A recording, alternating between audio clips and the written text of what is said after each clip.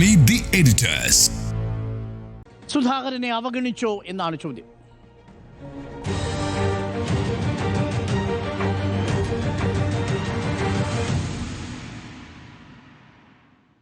നമുക്കിപ്പം ഡൽഹിയിൽ നിന്നും PR സുനിൽ കൂടി ടെലി ട്രാൻസ്പോർട്ടിംഗ് സ്റ്റുഡിയോ സംവിധാനം വഴി പ്രേക്ഷകർക്കൊപ്പം ചേരുന്നുണ്ട്. Good evening and welcome PR Sunil. ഇതാദ്യമായിട്ടല്ല നമ്മൾ സുധാകരനെ മീറ്റ് ദി എഡിറ്റേഴ്സിൽ തന്നെ ചർച്ചയ്ക്ക് എടുക്കുന്നത്. അപ്പോഴെല്ലാം ഒരു ഭാഗത്ത് സുധാകരനും മറുഭാഗത്ത് ജില്ലാ നേതൃത്വവും സംസ്ഥാന നേതൃത്വവും നിൽക്കുന്നതാണ് നമ്മൾ കണ്ടത്. പക്ഷേ ഇന്നിപ്പോൾ പൊട്ടിത്തെറിച്ചു വരുന്നു എന്ന് മാത്രമല്ല, 63 വർഷത്തിലത് ആദ്യമായി പാർട്ടി അംഗത്വം പുതുക്കുന്നില്ല എന്ന് തീരുമാനിച്ചിരിക്കുകയാണ്. പാർട്ടിയുടെ രീതി അനുസരിച്ച് നിലവിൽ ലെവി കൊടുക്കുന്നില്ലെങ്കിൽ, പാർട്ടി അംഗത്വം പുതുക്കുന്നില്ലെങ്കിൽ സ്ക്രൂട്ടിനി വേളയിൽ പാർട്ടിയിൽ നിന്നും പുറത്താവും. അപ്പോൾ പാർട്ടിയിൽ നിന്നും പുറത്താവാൻ തയ്യാറെടുത്തിരിക്കുന്ന ജി സുധാകരൻ്റെ ഫേസ്ബുക്ക് പോസ്റ്റാണ് എന്നുള്ളതാണ് ഇന്നത്തെ ചർച്ചയുടെ പ്രത്യേകത. മറ്റെല്ലാ ചർച്ചകളിൽ നിന്നും വ്യത്യസ്തമായി പാർട്ടി ശരിക്കും സുധാകരനെ അവഗണിച്ചു എന്ന് തോന്നുന്നുണ്ടോ PR സുനിൽ? നോക്കൂ, കേരളത്തിലെ ഏറ്റവും പ്രധാനപ്പെട്ട ഒരു കമ്മ്യൂണിസ്റ്റ് നേതാവാണ് ജി സുധാകരൻ എന്ന് പറയുന്നത്. അടിയുറച്ച കമ്മ്യൂണിസ്റ്റ് നേതാവാണ്. കമ്മ്യൂണിസ്റ്റ് ആശയങ്ങൾ ഉയർത്തിപ്പിടിച്ച് വലിയ പോരാട്ടം നയിച്ച ആലപ്പുഴയിലെ പ്രധാനപ്പെട്ട നേതാവാണ്. അടിയന്തരാവസ്ഥക്കാലത്ത് ജയിലിൽ കിടന്നിട്ടുള്ള നേതാവാണ്. അങ്ങനെയൊക്കെ തന്നെ വളരെ പ്രധാനപ്പെട്ട സാന്നിധ്യമായി കമ്മ്യൂണിസ്റ്റ് പാർട്ടിയിൽ വളരെ പ്രധാനപ്പെട്ട കമ്മ്യൂണിസ്റ്റ് ആശയങ്ങൾ ഉയർത്തിപ്പിടിക്കുന്ന ജി സുധാകരനെ പോലൊരു നേതാവിൻ്റെ ഒരു ഫേസ്ബുക്ക് പോസ്റ്റാണ് ഇന്ന് എല്ലാവരെയും ഞെട്ടിക്കുന്നത്.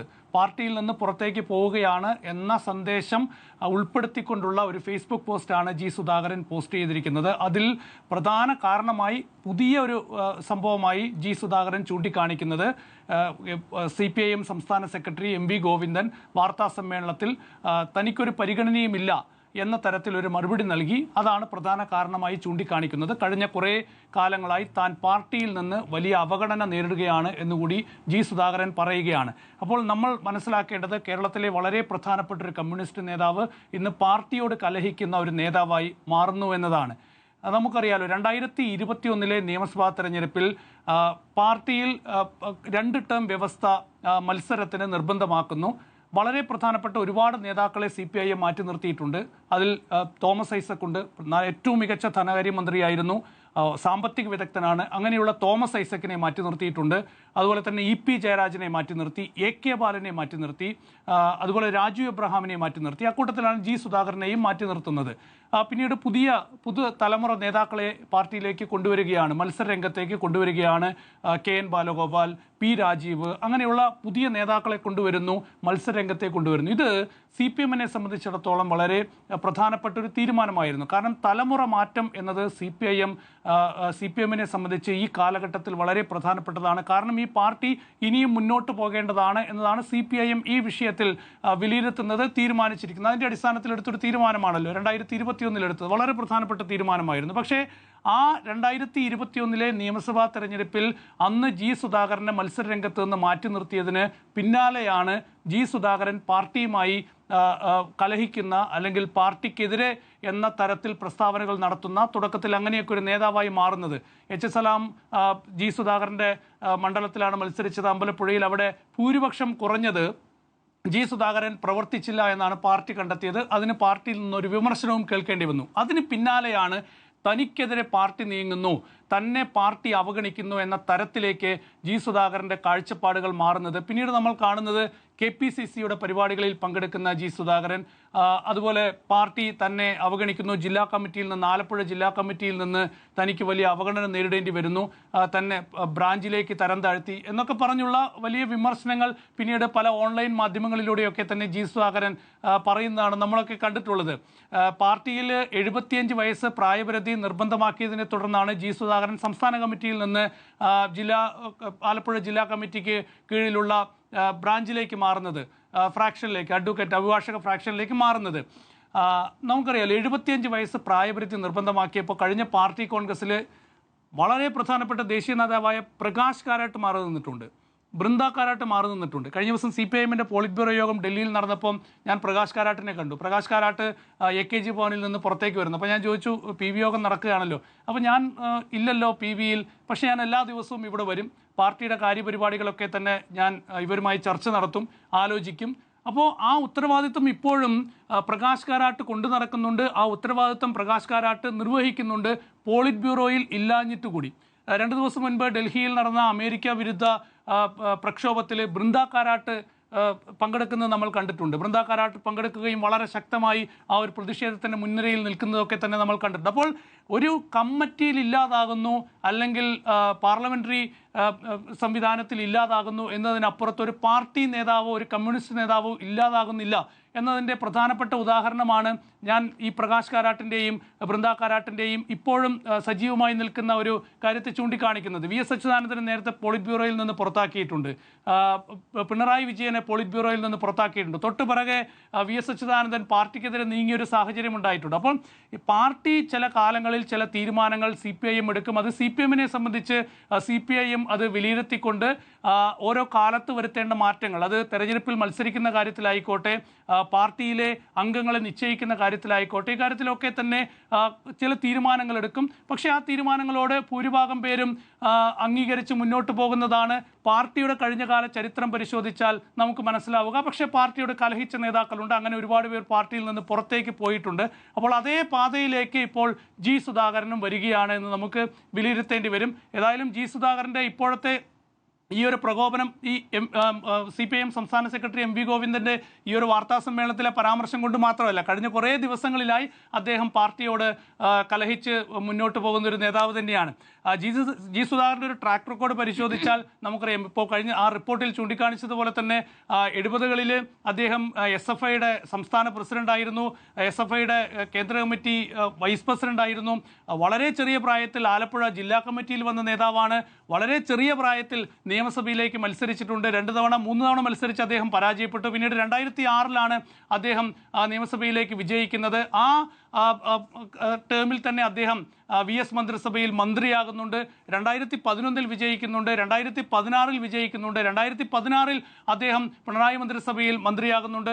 ഏറ്റവും മികച്ച മന്ത്രിയായിരുന്നു, ഒരു സംശയവും വേണ്ട. ഏറ്റവും മികച്ച മന്ത്രിയായിരുന്നു, ഏറ്റവും മികച്ച കമ്മ്യൂണിസ്റ്റ് നേതാവായിരുന്നു. അടിയന്തരാവസ്ഥക്കാലത്ത് വലിയ പോരാട്ടം നയിച്ച നേതാവാണ്, ജയിലിൽ കിടന്ന നേതാവാണ്. ഇതൊക്കെയാണെങ്കിലും നമ്മൾ പറയാറില്ല, ഔട്ട് സ്പോക്കൺ ആണെന്ന് പറയുന്ന പോലെ ചില കാര്യങ്ങൾ അദ്ദേഹം എവിടെയാണ്, എന്താണ്, ആരുടെ മുഖത്ത് നോക്കിയാണ് എന്ന് ഒന്നും നോക്കാതെയുള്ള ചില അഭിപ്രായങ്ങൾ പറയുന്ന ഒരു ശൈലി G സുധാകരനെ സംബന്ധിച്ചിടത്തോളം ഉണ്ട്. അദ്ദേഹത്തിന് പലപ്പോഴും അത് വിനയായ സാഹചര്യമൊക്കെ തന്നെയുണ്ട്. പക്ഷേ ഒരു ഉത്തരവാദിത്തപ്പെട്ട കമ്മ്യൂണിസ്റ്റ് നേതാവ് എന്ന നിലയിൽ അദ്ദേഹം കഴിഞ്ഞ കുറച്ച് കാലങ്ങളായി പ്രവർത്തിക്കുന്നുണ്ടോ എന്ന കാര്യത്തിൽ എനിക്ക് സംശയമുണ്ട്. പാർട്ടിയെ പ്രതിരോധത്തിലാക്കുന്ന പല നീക്കങ്ങളും കഴിഞ്ഞ തെരഞ്ഞെടുപ്പ് സമയത്തും ഉണ്ടായിട്ടുണ്ട്. മറ്റൊരു തെരഞ്ഞെടുപ്പിലേക്ക് പാർട്ടി മുന്നോട്ട് പോകുന്ന ഒരു ഘട്ടത്തിലാണ് ഇപ്പോൾ പാർട്ടിയിൽ ഇനി അംഗത്വം പുതുക്കുന്നില്ല എന്നൊരു തീരുമാനത്തിലേക്ക് അദ്ദേഹം പോകുന്നത്, തന്നെ പാർട്ടി അവഗണിക്കുന്നു എന്ന ഒരു സന്ദേശം അദ്ദേഹം നൽകുന്നത്. മാത്രമല്ല, ഇപ്പോൾ KC വേണുഗോപാലിനെ പോലുള്ള നേതാക്കൾ അദ്ദേഹത്തെ കാണുന്നു, അദ്ദേഹവുമായി കൂടിക്കാഴ്ച നടത്തുന്നു. ഇപ്പോൾ വരുന്ന വാർത്തകൾ G സുധാകരൻ തെരഞ്ഞെടുപ്പിൽ സ്വതന്ത്ര സ്ഥാനാർത്ഥിയായി മത്സരിക്കും കോൺഗ്രസിന്റെ പിന്തുണയോടെ എന്നൊക്കെയുള്ള പ്രചരണങ്ങൾ ഇപ്പോൾ വായുവിലുണ്ട്. പക്ഷേ അദ്ദേഹം അത് നിഷേധിക്കുന്നില്ല എന്നതുകൂടി നമ്മൾ ശ്രദ്ധിക്കണം. അപ്പം ഒരു ആശയക്കുഴപ്പം, ഒരു പുകമറ ഈ വിഷയത്തിലൊക്കെ തന്നെയുണ്ട്. ഏതായാലും G സുധാകരനെ പോലെ ഒരാൾ പാർട്ടിയിൽ നിന്ന് അങ്ങനെ പുറത്തേക്ക് പോയി പാർട്ടിയെ ആകെ പ്രതിസന്ധിയിലാക്കി ഈ നിയമസഭാ തെരഞ്ഞെടുപ്പിൽ പാർട്ടിയെ പ്രതിസന്ധിയിലാക്കുന്ന ഒരു നീക്കത്തിലേക്ക് പോകുമെന്ന് ഞാൻ ഇപ്പോഴും വിശ്വസിക്കുന്നില്ല. പാർട്ടിയിൽ നിന്ന്, നേതൃത്വത്തിൽ നിന്ന് ഒരു ഇടപെടൽ ഉണ്ടായാൽ ഒരുപക്ഷെ അദ്ദേഹം ഒരു അനുനയത്തിന് തയ്യാറാകും എന്നാണ് ഞാൻ മനസ്സിലാക്കുന്നത്. പക്ഷേ കഴിഞ്ഞ ഈ ഒരു കുറച്ച് വർഷങ്ങൾക്കിടയിൽ എനിക്ക് തോന്നുന്നു MA ബേബി അദ്ദേഹവുമായി സംസാരിച്ചിട്ടുണ്ട്. മുഖ്യമന്ത്രി പിണറായി വിജയൻ തന്നെ അദ്ദേഹത്തെ കാണാൻ പോയിട്ടുണ്ടെന്നാണ് ഞാൻ മനസ്സിലാക്കുന്നത്. പക്ഷേ അദ്ദേഹം അതിലൊന്നും കുലുങ്ങിയിട്ടില്ല. ഏതായാലും G സുധാകരൻ്റെതായ വഴിയിൽ മുന്നോട്ട് പോവുകയാണ്. പക്ഷേ അപ്പോഴും അദ്ദേഹം ഉറച്ച കമ്മ്യൂണിസ്റ്റുകാരനാണ് എന്ന് അദ്ദേഹം ശക്തമായി വാദിക്കുന്നുണ്ട്. ആ നിലപാട് അദ്ദേഹം ഉയർത്തിപ്പിടിക്കുന്നുണ്ട്. പക്ഷേ ഇതൊരു കേഡർ പാർട്ടിയാണ് എന്ന് ഓർക്കണം. അപ്പോൾ കേഡർ പാർട്ടിയിൽ അഭിപ്രായങ്ങൾ പറയേണ്ടത് പുറത്തല്ല, അത് പാർട്ടിക്കുള്ളിലാണ്. അതാണ് കമ്മ്യൂണിസ്റ്റ് പാർട്ടികളുടെ ഒരു രീതി എന്ന് പറയുന്നത്. പുറത്ത് അഭിപ്രായങ്ങൾ പറഞ്ഞ് പാർട്ടിയെ പ്രതിസന്ധിയിലാക്കുന്ന നേതാക്കളെ എങ്ങനെയാണ് പാർട്ടിക്ക് അംഗീകരിക്കാൻ കഴിയുക എന്നൊരു ചോദ്യമുണ്ടല്ലോ. ആ ചോദ്യം CPM-ന് എങ്ങനെ തള്ളിക്കളയാൻ കഴിയും? അപ്പോൾ അങ്ങനെ ഒരു പ്രശ്നമുണ്ട് ഈ വിഷയത്തിൽ. G സുധാകരൻ പലപ്പോഴും പാർട്ടിക്കുള്ളിൽ പറയേണ്ട കാര്യങ്ങൾ പാർട്ടിക്ക് പുറത്ത് പറഞ്ഞ് പാർട്ടിയെ പ്രതിസന്ധിയിലാക്കുന്ന ഒരു സാഹചര്യമുണ്ട്. അപ്പം വളരെ പ്രധാനപ്പെട്ടൊരു നേതാവാണ്, പാർട്ടിക്ക് വേണ്ടി വലിയ പോരാട്ടം നടത്തിയ നേതാവാണ്. KR ഗൗരിയമ്മ പാർട്ടിക്കെതിരെ നിന്നപ്പോൾ ശക്തമായി വിമർശിച്ച നേതാവാണ് G സുധാകരൻ. അതുപോലെ VS അച്യുതാനന്ദൻ പാർട്ടിയിൽ വിഭാഗീയത എന്ന ചർച്ച സജീവമായ കാലത്ത് VS-നെതിരെ നിലപാട് സ്വീകരിച്ച നേതാവാണ് G സുധാകരൻ എന്ന് പറയുന്നത്. അപ്പോൾ ആ നേതാവാണ് ഇപ്പോൾ പാർട്ടിയുമായി കലഹിക്കുന്നത്. തനിക്ക് അവസരം കിട്ടിയില്ല, തനിക്ക് ഒരു തവണ കൂടി മത്സരിക്കണം എന്നൊക്കെ പറഞ്ഞുകൊണ്ട് രംഗത്ത് വരുന്നത്. പക്ഷേ പാർട്ടിക്ക് കാലത്തിനനുസരിച്ചുള്ള ചില തീരുമാനങ്ങൾ എടുത്ത് മുന്നോട്ട് പോകണം എന്നതാണ് CPIM ഈ വിഷയത്തിൽ വിശദീകരിക്കുന്നത്. പുതിയ നേതൃത്വം ഇപ്പോഴുള്ള വളരെ പ്രധാനപ്പെട്ട നേതാക്കളുടെ സാന്നിധ്യത്തിൽ ഉയർന്നു വരിക എന്നത് CPIM-നെ സംബന്ധിച്ച് വളരെ പ്രധാനപ്പെട്ടതാണ്. പശ്ചിമ ബംഗാളിലൊക്കെ നോക്കൂ, അങ്ങനെയൊരു നേതൃനിര, രണ്ടാം നിര ഉയർന്നു വരാത്തത് പിന്നീട് പാർട്ടി അവിടെ തകർന്നു പോയപ്പോൾ ആ നിര കെട്ടിപ്പടുക്കാൻ കഴിഞ്ഞില്ല എന്നതുകൊണ്ട് തന്നെ പിന്നീട് പാർട്ടിക്ക് ശക്തമായി മുന്നോട്ട് പോകാൻ കഴിയാത്തൊരു സാഹചര്യമുണ്ടായി. പിന്നീട് തെരഞ്ഞെടുപ്പുകളിലൊക്കെ തന്നെ തുടർച്ചയായ പരാജയമാണ്. 2 തെരഞ്ഞെടുപ്പൊക്കെ കഴിഞ്ഞപ്പോഴാണ് പുതിയ ഒരു നേതൃനിരയെ പശ്ചിമ ബംഗാളിൽ ഉയർത്തിക്കൊണ്ടുവരാൻ CPIM-ന് അവിടെ സാധിച്ചത്. ത്രിപുരയിലും സമാനമായ സാഹചര്യമാണ്. അപ്പോൾ ഒരു നേതൃമാറ്റം അല്ലെങ്കിൽ പുതിയ തലമുറ നേതൃനിരയിലേക്ക് ഉയർന്നു വരിക എന്നത് കാലഘട്ടത്തിന്റെ ആവശ്യമാണ്. അത് CPIM തിരിച്ചറിയുന്നത് കൊണ്ടാണ് ഇത്തരം തീരുമാനങ്ങളിലേക്ക് പോകുന്നത്. അതിൽ സ്വാഭാവികമായും ചില ആളുകൾക്ക് ഒഴിവാക്കപ്പെടുന്നു, ഇപ്പോൾ ജി സുധാകരനെ പോലുള്ള നേതാക്കൾക്ക് ഒഴിവാക്കപ്പെടുന്നു എന്നുള്ളൊരു തോന്നലുണ്ട്. പക്ഷെ അതൊക്കെ ചർച്ചകളിലൂടെ പരിഹരിക്കണം എന്നുള്ളതാണ് എൻ്റെ അഭിപ്രായം. ഇപ്പോഴും ഞാൻ വിശ്വസിക്കുന്നത് ജി സുധാകരൻ പാർട്ടിയെ പ്രതിസന്ധിയിലാക്കി, അദ്ദേഹം ഉയർത്തിക്കൊണ്ടുവന്ന ഈ പാർട്ടിയെ പ്രതിസന്ധിയിലാക്കി ഒരു വലിയ തീരുമാനം എടുത്ത് മുന്നോട്ട് പോകുമെന്ന് ഞാൻ കരുതുന്നില്ല. ജി സുധാകരനോട് പാർട്ടി അവഗണന കാട്ടിയോ എന്നുള്ളതാണ് ചോദ്യം. സ്മൃതി, അവഗണന കാട്ടി എന്ന് പറയുമ്പോൾ കാട്ടി എന്നാണ് ഞാൻ അഭിപ്രായപ്പെട്ടിരിക്കുന്നത്. അവഗണന കാട്ടി എന്ന് പറയുമ്പോൾ അദ്ദേഹത്തിന് സ്ഥാനമാനങ്ങൾ നൽകുന്നതിൽ പാർട്ടി എന്തെങ്കിലും കുറവ് വരുത്തി എന്ന അർത്ഥത്തിലല്ല, അദ്ദേഹം അപമാനിതനായി എന്നുള്ളതാണ്. പാർട്ടിയിലെ ഏറ്റവും പ്രധാനപ്പെട്ട സീനിയർ നേതാക്കളിൽ ഒരാളാണ്. ആലപ്പുഴയിൽ VS കഴിഞ്ഞാലുള്ള ഏറ്റവും പ്രധാനപ്പെട്ട നേതാവാണ്. ഇപ്പോൾ പിണറായി വിജയനും MA ബേബിക്കൊക്കെ ഒപ്പം തന്നെ പറയാവുന്ന ഒരു നേതാവാണ്. 6 പതിറ്റാണ്ടായി പാർട്ടിയുടെ ഭാഗമാണ്. 42 വർഷം സംസ്ഥാന കമ്മിറ്റി അംഗമായിരുന്നു. പിന്നീട് ബ്രാഞ്ചിലേക്ക് പോകുന്നു. അദ്ദേഹത്തിൻ്റെ ഒരു ശൈലിയുണ്ട്. അദ്ദേഹം പല കാര്യങ്ങളും ഈ തുറന്നു പറയുന്ന, അല്ലെങ്കിൽ തൻ്റെ എതിർപ്പ് അല്ലെങ്കിൽ പിണക്കമൊക്കെ ഉറക്കെ പറയുക, അല്ലെങ്കിൽ അത് കവിതയിലൂടെ പ്രകടിപ്പിക്കുക. അതാണ് അദ്ദേഹത്തിൻ്റെ ഒരു ശൈലി. അദ്ദേഹം സ്ഥിരമായി കലാകൗമുദിയിലാണ് അദ്ദേഹത്തിൻ്റെ കവിതകൾ വരാറ്. ആ കവിതയിലൊക്കെ ഒരു രാഷ്ട്രീയമുണ്ടാവും. തനിക്ക് രാഷ്ട്രീയമായി പറയാനുള്ള ചില കാര്യങ്ങൾ കവിതയിലൂടെ പറയും. അത് കവിതയാണോ എന്നുള്ള വിമർശനമൊക്കെ അദ്ദേഹത്തിൻ്റെ വിമർശകർ പറയുന്നുണ്ട്. പക്ഷേ അദ്ദേഹം പറയാനുള്ള കാര്യങ്ങൾ കവിതയിലൂടെയൊക്കെ പറയുന്ന ഒരു രീതിയുണ്ട്. അത് അദ്ദേഹത്തിൻ്റെ ശൈലിയാണ്. അപ്പോൾ ജി സുധാകരൻ എന്ന നേതാവിൻ്റെ രാഷ്ട്രീയ ഒരു പ്രൊഫൈൽ എടുത്ത് നോക്കുകയാണെങ്കിൽ അദ്ദേഹം ചെറിയ കുട്ടിയായിരിക്കുമ്പോൾ തന്നെ കമ്മ്യൂണിസ്റ്റ് പാർട്ടിയുടെ ഭാഗമായതാണ്. EMSന്റെ കാലത്ത് തന്നെ വന്നാണ്. SFIയുടെ പഴയ രൂപമായ കേരള സ്റ്റുഡൻസ് ഫെഡറേഷനിൽ അദ്ദേഹം സംസ്ഥാന ജോയിന്റ് സെക്രട്ടറി ആയിരുന്നു. പിന്നീട് SFI രൂപീകരിക്കുമ്പോൾ SFIയുടെ സംസ്ഥാനത്തെ ആദ്യത്തെ പ്രസിഡന്റാണ് അദ്ദേഹം. അതാണ് അദ്ദേഹത്തിൻ്റെ പ്രൊഫൈൽ. പിന്നീട് അങ്ങോട്ട് അദ്ദേഹം ഈ പറയുന്ന അടിയന്തരാവസ്ഥ കാലത്തേക്ക് സമരങ്ങളിൽ പങ്കെടുത്തു. പിണറായി വിജയനെ പോലെ തന്നെ അടിയന്തരാവസ്ഥക്കെതിരായ സമരത്തിൽ പോലീസ് നടപടി മർദ്ദനമൊക്കെ ഏറ്റിട്ടുള്ള വ്യക്തി തന്നെയാണ് ജി സുധാകരൻ. അപ്പോൾ അങ്ങനെയുള്ള ഒരു നേതാവിനെ എങ്ങനെയാണ് ഇപ്പോൾ പാർട്ടി ട്രീറ്റ് ചെയ്യുന്നതെന്നാണ് പ്രശ്നം. അദ്ദേഹം ഈ പറഞ്ഞ പോലെ VS സർക്കാരിൻ്റെ കാലത്ത് അദ്ദേഹം മന്ത്രിയായിരുന്നു, ദേവസ്വം മന്ത്രിയായിരുന്നു, സഹകരണ മന്ത്രിയായിരുന്നു. പിണറായി വിജയൻ സർക്കാരിൻ്റെ കാലത്താണ് അദ്ദേഹം സഹകരണ മന്ത്രിയായിട്ടുള്ളത്, അല്ലേ? പൊതുമരാമത്ത് മന്ത്രി, പിന്നെ പൊതുമരാമത്ത് മന്ത്രി. അപ്പോൾ അദ്ദേഹം നല്ല പൊതുമരാമത്ത് മന്ത്രി എന്ന് മാത്രമല്ല, ഒരു തരത്തിലും അഴിമതിയുടെ കറയില്ലാത്ത, അഴിമതിക്കാർക്കെതിരെ കർശനമായ നടപടിയെടുക്കുന്ന ഒരു മന്ത്രി എന്ന നിലയ്ക്കും നല്ല മന്ത്രി എന്ന നിലയ്ക്ക് പേരെടുത്തിട്ടുള്ള വ്യക്തി തന്നെയാണ് അദ്ദേഹം. അപ്പോൾ മന്ത്രിസ്ഥാനം കൊടുക്കുന്നതിലൊന്നും ഒരു കുറവും ഉണ്ടായിട്ടില്ല. അദ്ദേഹത്തിനെ പരിഗണിക്കുന്ന അദ്ദേഹം ഈ 42 വർഷക്കാലം സംസ്ഥാന കമ്മിറ്റി അംഗമായിരുന്നു എന്നുള്ളത് അദ്ദേഹത്തെ അംഗീകരിക്കുന്നു പാർട്ടി എന്നുള്ള രൂപത്തിൽ തന്നെയാണ്. പിന്നെ VSുമായി ചേർന്ന VSന്റെ ഏറ്റവും അടുത്ത അനുയായി, VSന്റെ ഏറ്റവും അടുത്ത നേതാവായിരുന്നു അദ്ദേഹം ആലപ്പുഴയിൽ. പക്ഷേ കായംകുളത്തെ പരാജയത്തിന് ശേഷം അദ്ദേഹം ഒരു നിലപാട് മാറുകയും പിണറായി വിജയനോട് അടുക്കുകയും ചെയ്യുന്നു. പിന്നീട് പിണറായി വിജയനെ പാർട്ടി ആലപ്പുഴ പിടിക്കാൻ സഹായിക്കുന്നത് ജി സുധാകരനാണ്. അങ്ങനെയാണ് ബന്ധപ്പെട്ട വലിയ വാദങ്ങൾ. അതെ, അങ്ങനെയാണ് അദ്ദേഹം പാർട്ടി അവിടെ പിണറായി വിജയന് ആലപ്പുഴ പിടിക്കാൻ പറ്റുന്നത്. അത് ആ സമയത്ത് അങ്ങനെയായിരുന്നുള്ള സമവാക്യം. അങ്ങനെ അദ്ദേഹം അവിടെ ശക്തനായ നേതാവാകുന്നു, പിണറായി വിജയന്റെ വലം കൈയാകുന്നു. ആ രൂപത്തിൽ അദ്ദേഹം പ്രവർത്തിക്കുകയാണ്. പിന്നീട് അദ്ദേഹം വളർത്തിക്കൊണ്ടുവന്ന നേതാക്കൾ തന്നെ അദ്ദേഹത്തിന് എതിരെ തിരികെ സജി ചെറിയാനുമായി ബന്ധപ്പെട്ടൊക്കെ അദ്ദേഹത്തിന് ഉള്ള ഒരു പ്രതികരണം നമുക്ക് അറിയാം. പിന്നീട് 2021 അദ്ദേഹം ശരിയാണ്, അദ്ദേഹം വീണ്ടും ഒരു മത്സരത്തിന് നിൽക്കാൻ അദ്ദേഹം ആഗ്രഹിച്ചിരുന്നു എന്നുള്ളതാണ്. തോമസ് ഐസക്കിനെയും ഒഴിവാക്കിയതുപോലെ തന്നെ ജി സുധാകരനെയും ഒഴിവാക്കുന്നു. തോമസ് ഐസക് പക്ഷെ പ്രതികരിച്ചേയില്ല. ജി സുധാകരൻ ഇടയ്ക്കിടയ്ക്ക് അദ്ദേഹത്തിന്റെ അനിഷ്ടം പ്രകടിപ്പിച്ചിട്ടുണ്ട്. അത് അദ്ദേഹത്തിന്റെ ഒരു സ്വഭാവത്തിന്റെ പ്രത്യേകതയായിട്ടാണ് ഞാൻ കാണുന്നത്. പക്ഷെ അദ്ദേഹം മുഴുവൻ യഥാർത്ഥ കമ്മ്യൂണിസ്റ്റ് എന്ന നിലയ്ക്ക് പാർട്ടിയിൽ നിന്നും മാറി നിന്നുകൊണ്ടുള്ള മറ്റു ആലോചനകൾക്കൊന്നും കടന്നിട്ടില്ല. അദ്ദേഹം ഒരു പാർട്ടിക്കാരൻ തന്നെ എന്ന രൂപത്തിൽ തന്നെ നിൽക്കുകയാണ്. അന്ന് എച്ച് സലാം മത്സരിക്കുമ്പോൾ അമ്പലപ്പുഴയിൽ എച്ച് സലാമിനെതിരെ പ്രചാരണത്തിന് എസ്സലാമിനുമായി ബന്ധപ്പെട്ട പ്രചാരണത്തിന് ഇറങ്ങിയിട്ടില്ല എന്നുള്ള ആരോപണം വരുന്നു. എസ്സലാം പാർട്ടിയിൽ പരാതി നൽകുന്നു. എന്നിട്ട് അന്വേഷണ കമ്മീഷൻ വരുന്നു. അന്വേഷണ കമ്മീഷൻ എളമരം കരീമും ഒപ്പം തന്നെ KJ തോമസും ചേർന്ന അന്വേഷണ കമ്മീഷനായിരുന്നു. ആ അന്വേഷണ കമ്മീഷനിൽ G സുധാകരനെതിരായ റിപ്പോർട്ടാണ് വരുന്നത്. ആ റിപ്പോർട്ട് പ്രകാരം അദ്ദേഹത്തിന് പാർലമെന്ററി വ്യാമോഹമുണ്ടെന്ന കണ്ടെത്തലാണ് വരുന്നത്. പക്ഷെ അദ്ദേഹം അതിനെ നിഷേധിക്കുന്നുണ്ട്. അദ്ദേഹം അതിനെതിരെയും സംസ്ഥാന കമ്മിറ്റിയിൽ പരാതിയൊക്കെ കൊടുക്കുന്നുണ്ട്. ഇതാണ് അദ്ദേഹത്തിന്റെ പാർലമെന്ററി മോഹവുമായി ബന്ധപ്പെട്ടുള്ള ഏറ്റവും ഒടുവിലത്തെ കാര്യം. അദ്ദേഹം ഇനി ഈ പറയുന്ന ബ്രാഞ്ചിലേക്ക് മാറ്റപ്പെട്ട ശേഷം ജില്ലാ നേതൃത്വം അദ്ദേഹത്തെ ട്രീറ്റ് ചെയ്തത് എങ്ങനെയെന്നുള്ളതാണ് ഏറ്റവും പ്രധാനപ്പെട്ട വിഷയം. പുന്നപ്ര വയലാർ വാർഷിക പരിപാടിയിൽ നിന്ന് അദ്ദേഹം ഒഴിവാക്കപ്പെട്ടതല്ല, പുറത്താക്കപ്പെടുകയായിരുന്നു. കാരണം 2025 ഒക്ടോബറിലായിരുന്നു അത്.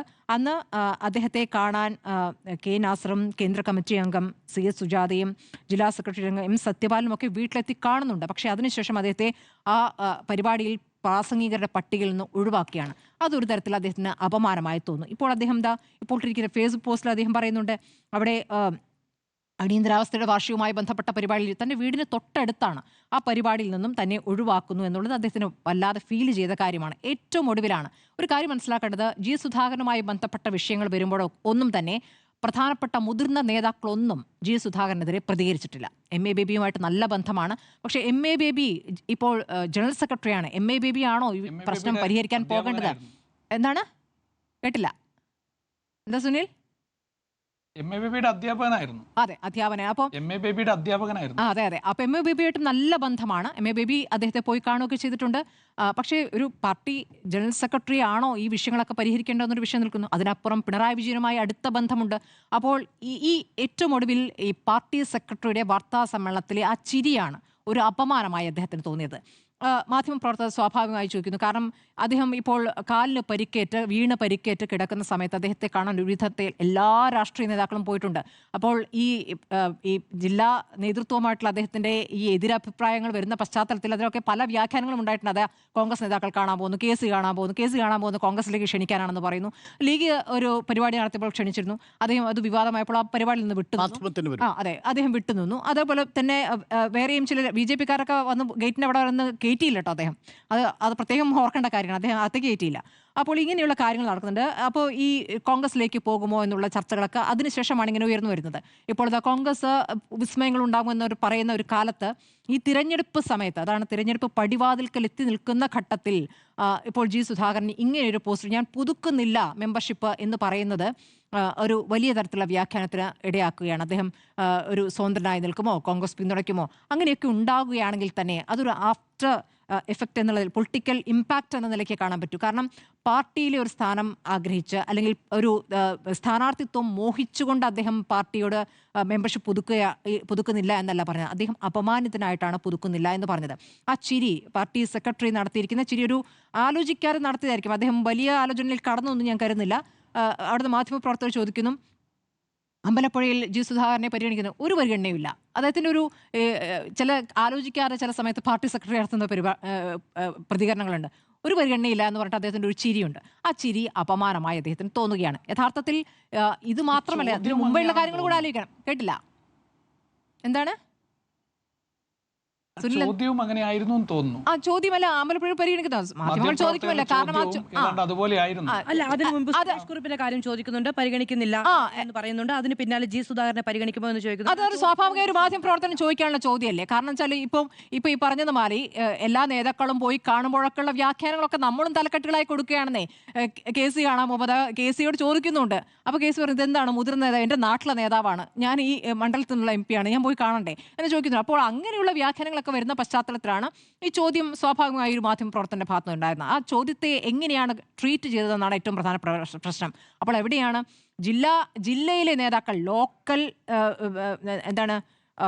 വളരെ പ്രാദേശികമായി വളരെ ചെറിയ നേതാക്കൾ പോലും അദ്ദേഹത്തെ അപമാനിച്ചുകൊണ്ട് ഫേസ്ബുക്ക് പോസ്റ്റ് ഇടുന്നു, അദ്ദേഹത്തെ അച്ഛനെ അപമാനിക്കുന്നു എന്നാണ് അദ്ദേഹം പറയുന്നത്. അപ്പോൾ അദ്ദേഹത്തിന് അത് ഭയങ്കരമായി ഫീൽ ചെയ്ത കാര്യമാണ്. ഒരു കാര്യം ആലോചിക്കേണ്ട, അദ്ദേഹത്തിന്റെ സഹോദരൻ പാർട്ടിയുടെ രക്തസാക്ഷിയാണ്.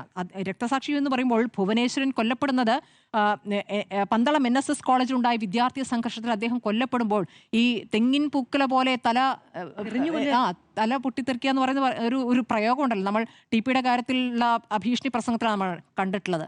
അതേ രൂപത്തിലാണ് അദ്ദേഹത്തെ എറിഞ്ഞു കൊല്ലുകയാണ്. അപ്പോൾ അത്രയും വേദന പാർട്ടിയുമായി ബന്ധപ്പെട്ട അങ്ങനെ രക്തസാക്ഷിയുള്ള ഒരു കുടുംബത്തിലെ ആലപ്പുഴയിലെ ഏക നേതാവാണ് ആ രൂപത്തിലുള്ള അങ്ങനെയുള്ളൊരു നേതാവാണ്. അപ്പോൾ ആ നേതാവിനെ എങ്ങനെയാണ് പാർട്ടി ട്രീറ്റ് ചെയ്യുന്നത് ഈ അവസാന കാലത്ത്? അദ്ദേഹം ഇനിയിപ്പോൾ സംസ്ഥാന കമ്മിറ്റിയിലേക്ക് വരണമെന്നും ആഗ്രഹിച്ചുകൊണ്ടോ ഇനിയിപ്പോൾ മത്സരിക്കാൻ ആഗ്രഹിച്ചുകൊണ്ടൊന്നും നിൽക്കുന്നോന്നല്ല, നന്നായി ഒന്നും അപമാനിക്കാതെ ബഹുമാനത്തോടു കൂടി പെരുമാറാനുള്ള നിലപാടെടുത്തില്ല. മാത്രമല്ല ഈ പ്രാദേശികമായ നേതാക്കൾ ഈ തരത്തിൽ പെരുമാറുമ്പോൾ അതിൽ ഒരു തീരുമാനം വേണ്ടേ? അങ്ങനെ ചെയ്യരുത് എന്നൊരു നിർദ്ദേശം വേണ്ടേ? അങ്ങനെ നിർദ്ദേശം ഇല്ലാതെ തന്നെ ഇപ്പോൾ സജി ചെറിയാൻ ഇപ്പോൾ പ്രതികരിക്കുന്നില്ല. അപ്പോൾ പല ഘട്ടങ്ങളിലും അദ്ദേഹം നടത്തിയ പ്രതികരണം പോലും അദ്ദേഹത്തിന് ഭയങ്കര അപമാനമായിട്ടുണ്ട്. ഈ അപമാനത്തെക്കുറിച്ചാണ് അദ്ദേഹം പറയുന്നത്. ഈ അപമാനം സഹിച്ചുകൊണ്ട് ഞാൻ ഇനി തുടരുന്നില്ല എന്നുള്ളത് തികച്ചും വൈകാരികമായി എടുത്ത തീരുമാനമാണ്. ആ വൈകാരികമായ തീരുമാനത്തെ പരിഹരിക്കാൻ പാർട്ടിക്ക് കഴിയുള്ളൂ. പാർട്ടിയുടെ കോർട്ടിലാണ് ഇപ്പോൾ പന്തിരിക്കുന്നത്. പാർട്ടിക്കാണത് പരിഹരിക്കാൻ കഴിയും. പക്ഷേ പാർട്ടി അത് പരിഹരിക്കുമോ എന്നുള്ളതാണ്. ഇപ്പോൾ എ വി ഗോപിനാഥുമായി ബന്ധപ്പെട്ട ചർച്ചകൾക്ക് പിണറായി വിജയൻ പോകുന്നുണ്ട്. അത്രയുമുള്ള കാര്യം എ വി ഗോപിനാഥുമായി സംസാരിക്കാനുള്ള ഒരു നടപടിയിലേക്ക് പോകുമ്പോൾ ഒന്ന് ജി സുധാകരനോട് ഒന്ന് ഫോണിൽ വിളിച്ചാലും മതി, അദ്ദേഹത്തിന് അപ്പത്തേക്കും ഈ പ്രശ്നം തീരുന്നതാണ് ഞാൻ മനസ്സിലാക്കുന്നത്. അപ്പോൾ ആ തരത്തിൽ ഒരു പരിഗണന ഉണ്ടാവുകയും അപമാനിതനാകില്ല എന്നൊരു ഉറപ്പ് കിട്ടുകയും ചെയ്തു കഴിഞ്ഞാൽ അദ്ദേഹം പാർട്ടിയുടെ ഭാഗമായി തന്നെ തുടരും. ഞാൻ മെമ്പർഷിപ്പ് പുതുക്കുന്നില്ല എന്ന് പറഞ്ഞാൽ ഞാൻ കമ്മ്യൂണിസ്റ്റ് ആവുന്നില്ല, കമ്മ്യൂണിസ്റ്റ് പാർട്ടിയിൽ നിന്ന് വിരമിക്കുന്നു എന്ന രൂപത്തിലേ അദ്ദേഹം പറഞ്ഞിട്ടില്ല. അദ്ദേഹത്തിന്റെ ഫേസ് പോസ്റ്റിൽ വളരെ കൃത്യമായി അദ്ദേഹം പറയുന്നുണ്ട് പാർട്ടിയുടെ ആദർശങ്ങൾ ഉറച്ചുകൊണ്ട്. അതിന്റെ അവസാനം അങ്ങനെയാണല്ലോ അദ്ദേഹം പറയുന്നത്, ആശയാദർശങ്ങളിൽ ജനലക്ഷങ്ങളോടൊപ്പം ഉറച്ചു നിൽക്കുകയും ചെയ്യുമെന്നാണ് അദ്ദേഹം പറയുന്നത്. ഈ മെമ്പർഷിപ്പ് സ്ക്രൂട്ടിനി കാലത്ത് സ്വമനസാലെ മെമ്പർഷിപ്പ് പുതുക്കാതെ ഇരിക്കുകയാണ്. അത് വളരെ സാങ്കേതികമായ കാര്യമാണ്, അതിലേക്ക് ഞാൻ കടക്കുന്നില്ല എന്ന് പറയുമ്പോൾ ആലപ്പുഴയിലെ വളരെ ചെറിയ വളരെ ജൂനിയറായ നേതാക്കളോടുള്ള അദ്ദേഹത്തിന്റെ പ്രതികരണം കൂടിയായിട്ടാണ് അതിനെ കാണേണ്ടത്. ഏറ്റവും ഒടുവിലത്തെ ഒരു സംഭവമായി ഈ പാർട്ടി സെക്രട്ടറിയുടെ ആ ചിരിയും വരുന്നു. ആ ചിരിയാണ് ഏറ്റവും ഒടുവിലേ വന്നത്. അത്രയേ ഉള്ളൂ. അപ്പോൾ ഞാൻ അവഗണിക്കുന്നു എന്ന് പറയുന്നത് സ്ഥാനമാനങ്ങളുമായി ബന്ധപ്പെട്ടല്ല, അദ്ദേഹം അപമാനിതനായിരിക്കുന്നു, അത് ഒഴിവാക്കാമായിരുന്നു. ഇനിയും സമയമുണ്ട് എന്നുള്ളതാണ്. ഓക്കെ, പാർട്ടി അവഗണിച്ചോ മാധു? അപമാനിച്ചോ എന്നായിരുന്നെങ്കിൽ ഞാനിതിൽ നോ എന്നാണ് രേഖപ്പെടുത്തിയിരിക്കുന്നത്. അപമാനിച്ചോ എന്നായിരുന്നു ചോദ്യമെങ്കിൽ സ്വാഭാവികമായും യെസ് എന്നാകുമായിരുന്നു. ഇത് പക്ഷേ അദ്ദേഹത്തെ അപമാനിക്കുകയാണ് ചെയ്തത് എന്ന് നോക്കൂ. നമ്മളെ ഒരാൾ അപമാനിച്ചു എന്ന് പ്രാഥമികമായി തോന്നേണ്ടത് നമുക്കാണ്. അത് ഉണ്ടായിരിക്കുന്നു. മാത്രമല്ല ഫേസ്ബുക്ക് പോസ്റ്റ് വളരെ കൃത്യമായി കാണിക്കുന്നു. ഈ പുതിയ കാലത്തിൽ എങ്ങനെയാണ് ഒരാളെ തുറന്നു കാണിക്കാൻ കഴിയുക എന്ന രീതിയിൽ അദ്ദേഹം പാർട്ടി സെക്രട്ടറിയെ കൃത്യമായി ചൂണ്ടിക്കാണിക്കുകയാണ് ചെയ്യുന്നത്. പറഞ്ഞു എന്നതിനപ്പുറത്തേക്ക് ഒരു പരിഗണനയുമില്ല എന്ന് നമുക്കറിയാവുന്നതാണ്. നമ്മൾ ഗോവിന്ദ മാഷ്ട എല്ലാ പ്രതികരണങ്ങളും വാർത്താ സമ്മേളനങ്ങളൊക്കെ കാണാറുണ്ടല്ലോ. അപ്പോൾ പരിഗണിക്കുന്നുണ്ടോ? ഒരു പരിഗണനയുമില്ല എന്ന് പറഞ്ഞതിന് ശേഷം അദ്ദേഹം അവിടെ നിന്ന് ചിരിക്കുകയാണ്. മാധ്യമപ്രവർത്തകർ ചിരിക്കുകയാണ്. 2 വിൻഡോയിൽ അത് കാണാൻ കഴിയുന്നുണ്ട്. അതുവരെ ആ ചിരിയൊന്നും അവിടെ ഉണ്ടായിരുന്നില്ല. പക്ഷേ ആ പ്രതികരണത്തിലെ ഈ പറയുന്ന പുച്ഛം, പരിഹാസം, അവഗണന, അധിക്ഷേപം ഇതെല്ലാം വളരെ കൃത്യമായി കമ്മ്യൂണിക്കേറ്റ് ചെയ്യപ്പെടുകയാണ്. അത് ജി സുധാകരൻ്റെ നെഞ്ചിലാണ് വന്ന് കൊള്ളുന്നത്. അതുകൊണ്ടാണ് അദ്ദേഹം ആ തീരുമാനം അവിടെ നിന്ന് എടുത്തത് എന്നുള്ളതാണ് ഏറ്റവും പ്രധാനം. 63 വർഷം എന്ന് പറയുമ്പോൾ ഞാൻ ഈ വാർത്ത വന്ന സമയത്ത് പറഞ്ഞൊരു കാര്യം കൂടിയാണ്. ജി സുധാകരന് പൊക്കിൾക്കൊടി ബന്ധമാണ് പാർട്ടിയുമായിട്ടുള്ളത്. അതാണ് അദ്ദേഹം വിച്ഛേദിക്കാൻ പോകുന്നത്. വളരെ സ്വാഭാവികമായി നടക്കുന്ന ഒന്നല്ല അത്. ആലപ്പുഴ പോലെ പാർട്ടിയുടെ തട്ടിൽ കിടന്ന് വളർന്ന ഒരാൾ ഇത്രയും കാലത്തിന് ശേഷം ഒരു തീരുമാനം എടുക്കുമ്പോൾ അതിന് പറയുന്ന കാരണം എന്താണ് അറിയാമോ? ഈ മേൽപ്പറഞ്ഞ നേതാക്കൾക്ക് ബുദ്ധിമുട്ടുണ്ടാകാതിരിക്കാൻ എന്നാണ് പറയുന്നത്. അപ്പോൾ എൻ്റെ തീരുമാനമല്ല, ഞാനൊരു സ്വാഭാവികമായ സാങ്കേതികമായ നടപടിക്രമത്തിലൂടെ പുറത്തേക്ക് പോകുമ്പോൾ അത് എൻ്റെ തീരുമാനമല്ല. എന്നെ ആ നിർബന്ധിതാവസ്ഥയിലേക്ക് മേൽപ്പറഞ്ഞ നേതാക്കൾ എത്തിച്ചിരിക്കുന്നു. ഇനി അവരുമായി ഒരു യുദ്ധത്തിനില്ല. അവർക്കൊരു ബുദ്ധിമുട്ടുണ്ടാകാതിരിക്കാൻ ഞാൻ പുറത്തേക്ക് പോവുകയാണ് എന്നാണ് ജി സുധാകരൻ പറയുന്നത്. അദ്ദേഹത്തിന് കഴിഞ്ഞ കുറേ നാളുകളായി നോക്കും, സ്ഥാനാർത്ഥിത്വവുമായി ബന്ധപ്പെട്ടും സ്ഥാനമാനങ്ങളുമായും ബന്ധപ്പെട്ടും ജി സുധാകരന് അതൃപ്തിയുണ്ട്. അത് പാർലമെന്ററി വ്യാമോഹം എന്ന നിലയ്ക്ക് ആണ് പാർട്ടി രേഖപ്പെടുത്തിയിരിക്കുന്നത്. സ്വാഭാവികമായും വേണമെങ്കിൽ അത് ആരോപിക്കുകയും ചെയ്യാം. കാരണം ഈ പറയുന്ന പ്രശ്നങ്ങളെല്ലാം തുടങ്ങുന്നത് അദ്ദേഹത്തിന് സ്ഥാനാർത്ഥിത്വം നിഷേധിക്കപ്പെടുന്നിടത്താണ്. ആ സമയത്ത് നേരത്തെ സ്മൃതി മാഡം പറഞ്ഞതുപോലെ തോമസ് ഐസക്കിന് സ്ഥാനാർത്ഥിത്വം നിഷേധിക്കപ്പെടുന്നുണ്ട്. പക്ഷെ തോമസ് ഐസക്ക് എന്താ ചെയ്തെന്ന് അറിയാമോ? 2021 അവിടെ ആലപ്പുഴ മണ്ഡലത്തിന്റെ ചുമതല ഏറ്റെടുത്ത് പാർട്ടിക്ക് വേണ്ടി പണിയെടുത്ത് ആ സംഘടനാ സംവിധാനത്തെ മുന്നോട്ട് കൊണ്ടുപോയി. പക്ഷെ അതേ പാർട്ടി ഇപ്പുറത്ത് ജി സുധാകരൻ തോൽപ്പിക്കാൻ ശ്രമിച്ചു എന്ന കണ്ടെത്തലിലേക്ക് വരികയും ചെയ്തിരിക്കുന്നു. പക്ഷെ തോമസ് ഐസക്കിനോട് പിന്നീട് പാർട്ടി ചെയ്തത് ലോക്സഭാ തെരഞ്ഞെടുപ്പിൽ മത്സരിപ്പിച്ചു, സ്ഥാനാർത്ഥിത്വം കൊടുത്തു. ജി സുധാകരന് അത് അങ്ങനെ ഒരു അനുഭാവപൂർവമായ നില ഉണ്ടായിട്ടില്ല എന്നത് പ്രധാനമാണ്. പക്ഷേ എണ്ണം നോക്കൂ, 7 തവണ സീറ്റ് കൊടുത്തു. അതിൽ 4 തവണ മത്സരിച്ചു, 2 തവണ മന്ത്രിയായി. ഈ ജി സുധാകരൻ തന്നെ പറയുന്നത്, ഞാൻ നേരത്തെ CPM-ന്റെ രക്തസാക്ഷി പട്ടിക എടുത്തു നോക്കുകയായിരുന്നു. അതിൽ അദ്ദേഹത്തിൻ്റെ കുടുംബത്തിലെ അദ്ദേഹത്തിൻ്റെ സഹോദരൻ്റെ ഭുവനേശ്വരൻ്റെ പേര് കൃത്യമായി എഴുതിയിട്ടുണ്ട്. ഈ ആലപ്പുഴയിൽ 2021 10ാം ക്ലാസ്സിൽ പഠിക്കുന്ന ഒരു കുഞ്ഞു കുട്ടി കൊല്ലപ്പെട്ടിട്ടുണ്ട്. വിഷുദിനത്തിലാണ് രക്തസാക്ഷിത്വം ഉണ്ടാകുന്നത്. അപ്പോൾ അങ്ങനെ പാർട്ടിക്ക് വേണ്ടി വില കൊടുത്ത കുടുംബത്തിൽ നിന്നുള്ള ഒരാൾക്ക് മറ്റ് ഈ പറയുന്ന അതേ രക്തസാക്ഷികളെക്കുറിച്ചും ബോധ്യവും ഉണ്ടാകണം എന്നാണ് ഞാൻ വിചാരിക്കുന്നത്. അങ്ങനെയുള്ള കുടുംബത്തിൽ നിന്നുള്ള എത്ര പേർക്ക് പാർട്ടി ഇത്രത്തോളം ഈ പറയുന്ന പരിഗണനകളും സ്ഥാനമാനങ്ങളും കൊടുത്തിട്ടുണ്ട്, അവസരങ്ങൾ കൊടുത്തിട്ടുണ്ട്. ജി സുധാകരനെ പാർട്ടി അംഗീകരിച്ചത് കൊണ്ടാണ്, ജി സുധാകരൻ നല്ല നേതാവും സംഘടനാശേഷിയുമുള്ള പ്രവർത്തകനാണ് എന്ന് പാർട്ടി തിരിച്ചറിയുകയും ചെന്നിടത്താണ് ഈ 43 വർഷമാണ് സംസ്ഥാന കമ്മിറ്റി അംഗമായി ജി സുധാകരൻ തുടർന്ന് പാർട്ടി അംഗീകരിക്കാഞ്ഞിട്ടല്ല, അവസരം കൊടുക്കാഞ്ഞിട്ടല്ല, 2 തവണ മന്ത്രിയായതും ഇത്രയധികം കാലം MLA ആയിരുന്നതും പാർട്ടി അംഗീകരിക്കാഞ്ഞിട്ടല്ല. അപ്പോൾ സ്ഥാനാർത്ഥിത്വം കൊടുത്തിട്ടുണ്ട്, സ്ഥാനമാനങ്ങൾ കൊടുത്തിട്ടുണ്ട്. അത് മറ്റുള്ളവർക്ക് വഴിമാറി കൊടുക്കാൻ പാർട്ടി തീരുമാനമെടുത്ത സമയത്ത് അതുണ്ടായില്ല എന്ന ഇടത്താണ് ഈ പ്രശ്നങ്ങൾ ഉണ്ടായി തുടങ്ങുന്നത്. പക്ഷേ ഈ കാലത്തെ മുഴുവൻ പ്രശ്നങ്ങളും ജില്ലാ നേതൃത്വം വരെ നിന്നതാണ്. അതിനപ്പുറത്തേക്ക് സജി ചെറിയാൻ വരെയെങ്കിലും പരമാവധി നിന്നതാണ്. അതിനപ്പുറത്തേക്ക് പാർട്ടി സെക്രട്ടറിയുടെ ഭാഗത്തു നിന്നുണ്ടായ പ്രതികരണം ജി സുധാകരന്റെ എല്ലാ നിയന്ത്രണങ്ങളെയും തെറ്റിക്കുന്നതായിരുന്നു. അതിനു മുൻപ് മുഖ്യമന്ത്രി അദ്ദേഹത്തിന് അസുഖമായിരുന്ന സമയത്ത് പോയി കണ്ടിട്ടുണ്ട്, മന്ത്രി P രാജീവ് പോയി കണ്ടിട്ടുണ്ട്, പാർട്ടി ജനറൽ സെക്രട്ടറി പോയി കണ്ടിട്ടുണ്ട്. ഈ സമയത്തെല്ലാം വളരെ അഭിമാനപൂർവ്വമാണെന്നേ, വളരെ സ്നേഹത്തോടു കൂടിയാണ് ജി സുധാകരൻ തന്നെ ആ ചിത്രങ്ങളൊക്കെ പങ്കുവെച്ചത്. എന്നെ പാർട്ടി അംഗീകരിക്കുന്നു, എന്നെ കാണാൻ ആളുകൾ വരുന്നു, മുഖ്യമന്ത്രി വരുന്നു എന്നുള്ളതൊക്കെ ജി സുധാകരന്റെ മനസ്സ് അങ്ങനെയാണ് എന്ന് തോന്നുന്നു. ചെറിയ ചെറിയ കാര്യങ്ങൾക്ക് സന്തോഷിക്കുകയും ചെറിയ ചെറിയ കാര്യങ്ങൾക്ക് പരിഭവിക്കുകയും പിണങ്ങുകയും ഒക്കെ ചെയ്യുന്ന ആൾ. അദ്ദേഹത്തിന് ഈ ഫേസ്ബുക്ക് പോസ്റ്റ് പാർട്ടിയുടെ അംഗത്വവുമായി ബന്ധപ്പെട്ട് ഏറ്റവും അവസാനത്തെ തീരുമാനമാണെന്ന് ഞാൻ വിചാരിക്കുന്നില്ല. ആരെങ്കിലും ഒരാൾ, അദ്ദേഹം കൂടി അംഗീകരിക്കുന്ന ഒരാൾ, ആർ നാസർ അല്ല, ആർ നാസറിനെ വീണ്ടും ഈ പറയുന്ന സമവായ ചർച്ചയ്ക്ക് പറഞ്ഞു വിടുക എന്നൊക്കെ പറയുന്നത് അദ്ദേഹത്തെ കുറിച്ച് അപമാനിക്കലാണെന്നാണ് ഞാൻ വിചാരിക്കുന്നത്. കാരണം അദ്ദേഹം ആർ നാസറിന്റെ പേര് ആ ഫേസ്ബുക്ക് പേജിൽ എഴുതി വെച്ചിട്ടില്ല എങ്കിലും ജില്ലാ നേതൃത്വവുമായിട്ടാണ് കലഹം മുഴുവനും. അങ്ങോട്ട് പറഞ്ഞു വിട്ടാൽ അദ്ദേഹം അടുപ്പിക്കില്ല എന്ന കാര്യം ബോധ്യപ്പെട്ട ഒന്നാണ്. ഇനിയിപ്പോൾ ആരൊക്കെ പറയുന്നത് കേട്ടു, ഈ എം എ ബേബി അദ്ദേഹം വിളിച്ചു, ആശയവിനിമയം നടത്തിയെന്നൊക്കെ. പക്ഷെ അവിടെ കൊണ്ട് അത് തീരുന്നതല്ല. മുഖ്യമന്ത്രി പിണറായി വിജയനോ പാർട്ടി സെക്രട്ടറി MV ഗോവിന്ദനെ നേരിട്ട് വേണമെങ്കിൽ അദ്ദേഹത്തെ വിളിക്കാം. കാരണം അദ്ദേഹം കൊണ്ടാണല്ലോ ഒരു മാനസിക പ്രശ്നം എന്ന നിലയ്ക്ക് ചൂണ്ടിക്കാണിക്കപ്പെടുന്നത്. നേരിട്ടൊന്ന് വിളിച്ചാൽ കുറഞ്ഞു പോവുകയൊന്നുമില്ല. പാർട്ടി അല്ലല്ലോ വിളിക്കുന്നത്, പാർട്ടി സെക്രട്ടറി അല്ലേ. അപ്പോൾ അങ്ങനെ ഒന്ന് വിളിച്ച് അദ്ദേഹത്തിനൊരു പരിഭവം ഉണ്ടെങ്കിൽ അത് തീർക്കാനൊക്കെ കഴിയും. കാരണം ജി സുധാകരന്റെ തനത് സ്വഭാവ സവിശേഷതകളോട് കൂടി തന്നെയാണ് പാർട്ടിയും ഇവിടുത്തെ രാഷ്ട്രീയവും ഒക്കെ അംഗീകരിച്ചിട്ടുള്ളത്. അപ്പോൾ ആ നിലയ്ക്ക് തന്നെ അദ്ദേഹത്തെ പരിഗണിക്കേണ്ടതാണെന്നാണ് ഞാൻ വിചാരിക്കുന്നത്. ഇനി മാത്രമല്ല മറ്റൊരു പ്രശ്നം, ഇപ്പോൾ അദ്ദേഹത്തിൻ്റെ ഒരു ചരിത്രം നോക്കുകയാണെങ്കിൽ അദ്ദേഹം വിഭാഗീയതയുടെ കാലത്ത് തരാതരം നിലപാടെടുത്തിട്ടുണ്ട്. 2 ഇടത്തും മാറി മാറി നിന്നിട്ടുണ്ട്. അദ്ദേഹം നടത്തിയൊരു പ്രയോഗമാണ്, ഒരു കാല് കഴിക്കുമ്പോൾ ഞാൻ മറ്റൊരു കാല് ചവിട്ടി നിൽക്കാറുണ്ട് എന്നുള്ളത്. അപ്പോൾ ആ നിലയ്ക്ക് ഈ സംഘടനാ സംവിധാനത്തിൻ്റെ എല്ലാ അടവുകളിലും തിരിവുകളിലും സാങ്കേതികമായും ഒക്കെ നിലപാടെടുത്ത് മുന്നോട്ട് പോയിട്ടുള്ള ഒരാളാണ് ജി സുധാകരൻ. ജി സുധാകരൻ ആലപ്പുഴയിൽ നേരത്തെ ഇവിടെ പറഞ്ഞതുപോലെ VS കഴിഞ്ഞാൽ ഏറ്റവും പ്രധാനപ്പെട്ട നേതാവ് തന്നെയാണ്. ഈ അന്ന് ഈ വലിയ ചുടുകാട്ടിലെ പരിപാടിക്ക് ഓട്ടോറിക്ഷ പിടിച്ച് ജി സുധാകരൻ പോകുന്നുണ്ട്. അപ്പോൾ അതൊക്കെ അദ്ദേഹത്തിന് വലിയ വേദനയുണ്ടാക്കുന്ന ഒരു കാര്യമാണ്. അദ്ദേഹം ക്ഷണിക്കപ്പെട്ടിട്ടില്ല, അദ്ദേഹം അവിടെ നിൽക്കേണ്ട ഒരാളാണ്. രക്തസാക്ഷി കുടുംബമല്ലേ. ഒന്ന് പറഞ്ഞാൽ രണ്ടാമത് ജി സുധാകരൻ പറയുന്നതാണ്, ഞാൻ രക്തസാക്ഷി കുടുംബമാണ്, ഞാൻ ഇവിടുത്തെ പാർട്ടിക്ക് വേണ്ടി കൊടുത്തിട്ടുള്ള വില വലുതാണ്, എന്നെ അംഗീകരിക്കണമെന്നുള്ളത്. ഇന്ന് അദ്ദേഹം പറയുന്നത് എന്താണ്, ഞാൻ അടിയന്തരാവസ്ഥ കാലത്ത് മർദ്ദനമേറ്റ ഒരാളാണ്, അടിയന്തരാവസ്ഥയുടെ 50ാമത്തെ വാർഷികത്തിൽ എന്നെ വിളിച്ചിട്ടില്ല, വേറെ ആരെ വിളിക്കും? സംസ്ഥാനത്ത് 5 നേതാക്കളെ എടുത്തു വെച്ചിട്ടുണ്ടെങ്കിൽ അതൊരാൾ ജി സുധാകരൻ എന്ന രീതിയിൽ വിളിക്കേണ്ടതല്ലേ? ജീവിച്ചിരിക്കുന്ന നേതാക്കൾ വേണ്ടേ?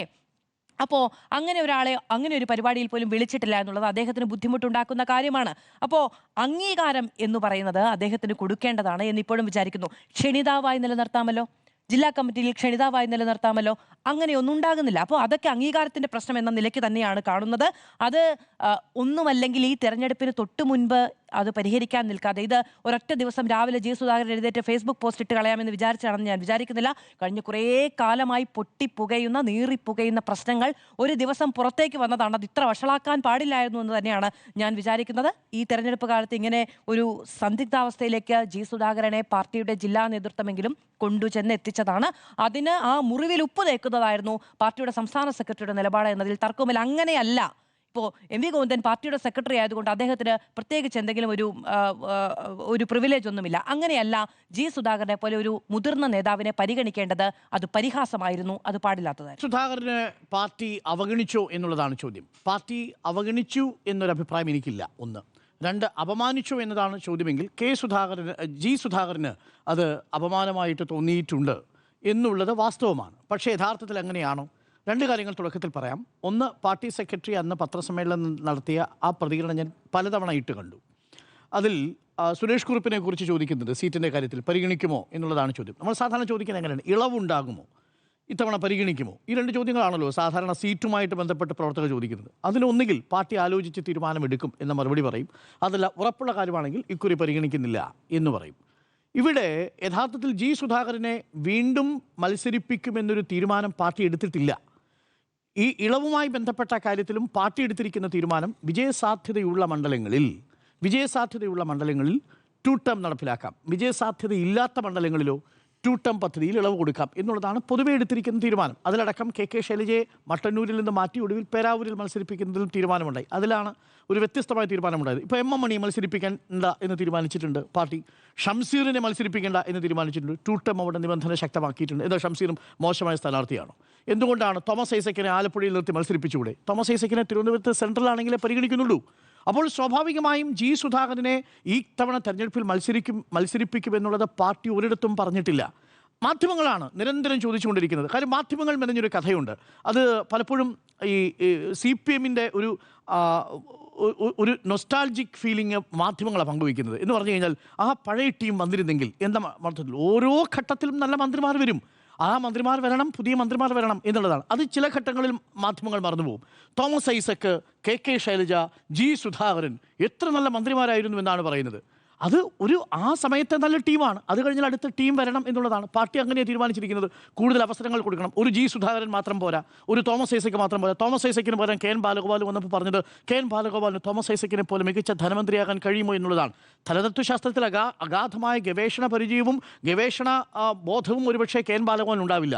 പക്ഷേ പ്രായോഗിക രാഷ്ട്രീയത്തിൽ ആ മികവുണ്ട് എന്നുള്ളത് 5 ബഡ്ജറ്റുകളിലൂടെയും ബാലഗോപാൽ തെളിയിച്ചതല്ലേ നമ്മുടെ മുന്നിൽ. ഏറ്റവും മനോഹരമായ ബഡ്ജറ്റുകൾ അവതരിപ്പിച്ച ആളാണ് ബാലഗോപാൽ, തോമസ് ഐസക്കിനെ പോലെ തന്നെ. അപ്പോൾ ജി സുധാകരനോട് മാധ്യമങ്ങൾ ചോദിക്കുമ്പോൾ ജി സുധാകരനെ കുറിച്ച് ചോദിക്കുന്നു, ഇക്കുറി പരിഗണിക്കുമോ? സുരേഷ് കുറുപ്പിനെ കുറിച്ച് ചോദിച്ചതിന് ശേഷം രണ്ടാമത് ചോദിക്കുമ്പോൾ ഒരു പരിഗണനയുമില്ല എന്നാണ് പറയുക.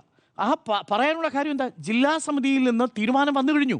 ജില്ലാ സമിതിയിൽ ആലപ്പുഴ ജില്ലയിൽ നിന്നുള്ള എല്ലാ സീറ്റുകളിലേക്കുമുള്ള സ്ഥാനാർത്ഥികളുടെ പട്ടിക വന്നു കഴിഞ്ഞു. അതിൽ തന്നെ ഒരു കൺഫ്യൂഷൻ നിലനിൽക്കുന്നത് നാസറിൻ്റെ കാര്യത്തിൽ മാത്രമാണ്. അപ്പോൾ സെക്രട്ടറിയോട് ചോദിക്കുമ്പോൾ സെക്രട്ടറി പറയുന്നത് എന്താ? ഒരു പരിഗണനയും ഇപ്പോൾ കൊടുക്കുന്നില്ല. കാര്യം നേരത്തെ തീരുമാനിച്ചതാണ് 75 വയസ്സ് കഴിഞ്ഞവരെ പാർട്ടിയുടെ സംസ്ഥാന സമിതിയിൽ നിന്ന് ഒഴിവാക്കി 2 ടേം നിബന്ധന. ഇത് 7 തവണയാണ് ജി സുധാകരന് മത്സരിക്കാൻ അവസരം കൊടുത്തെന്ന് ഓർമ്മിക്കണം. അതിൽ 4 തവണ മത്സരിച്ച് വിജയിച്ചു. 96-ൽ കായംകുളത്തുനിന്ന്, 2006, 2011, 2016 അമ്പലപ്പുഴയിൽ നിന്ന് തന്നെ മത്സരിച്ച് വിജയിച്ചു. 2 തവണ മന്ത്രിയായി.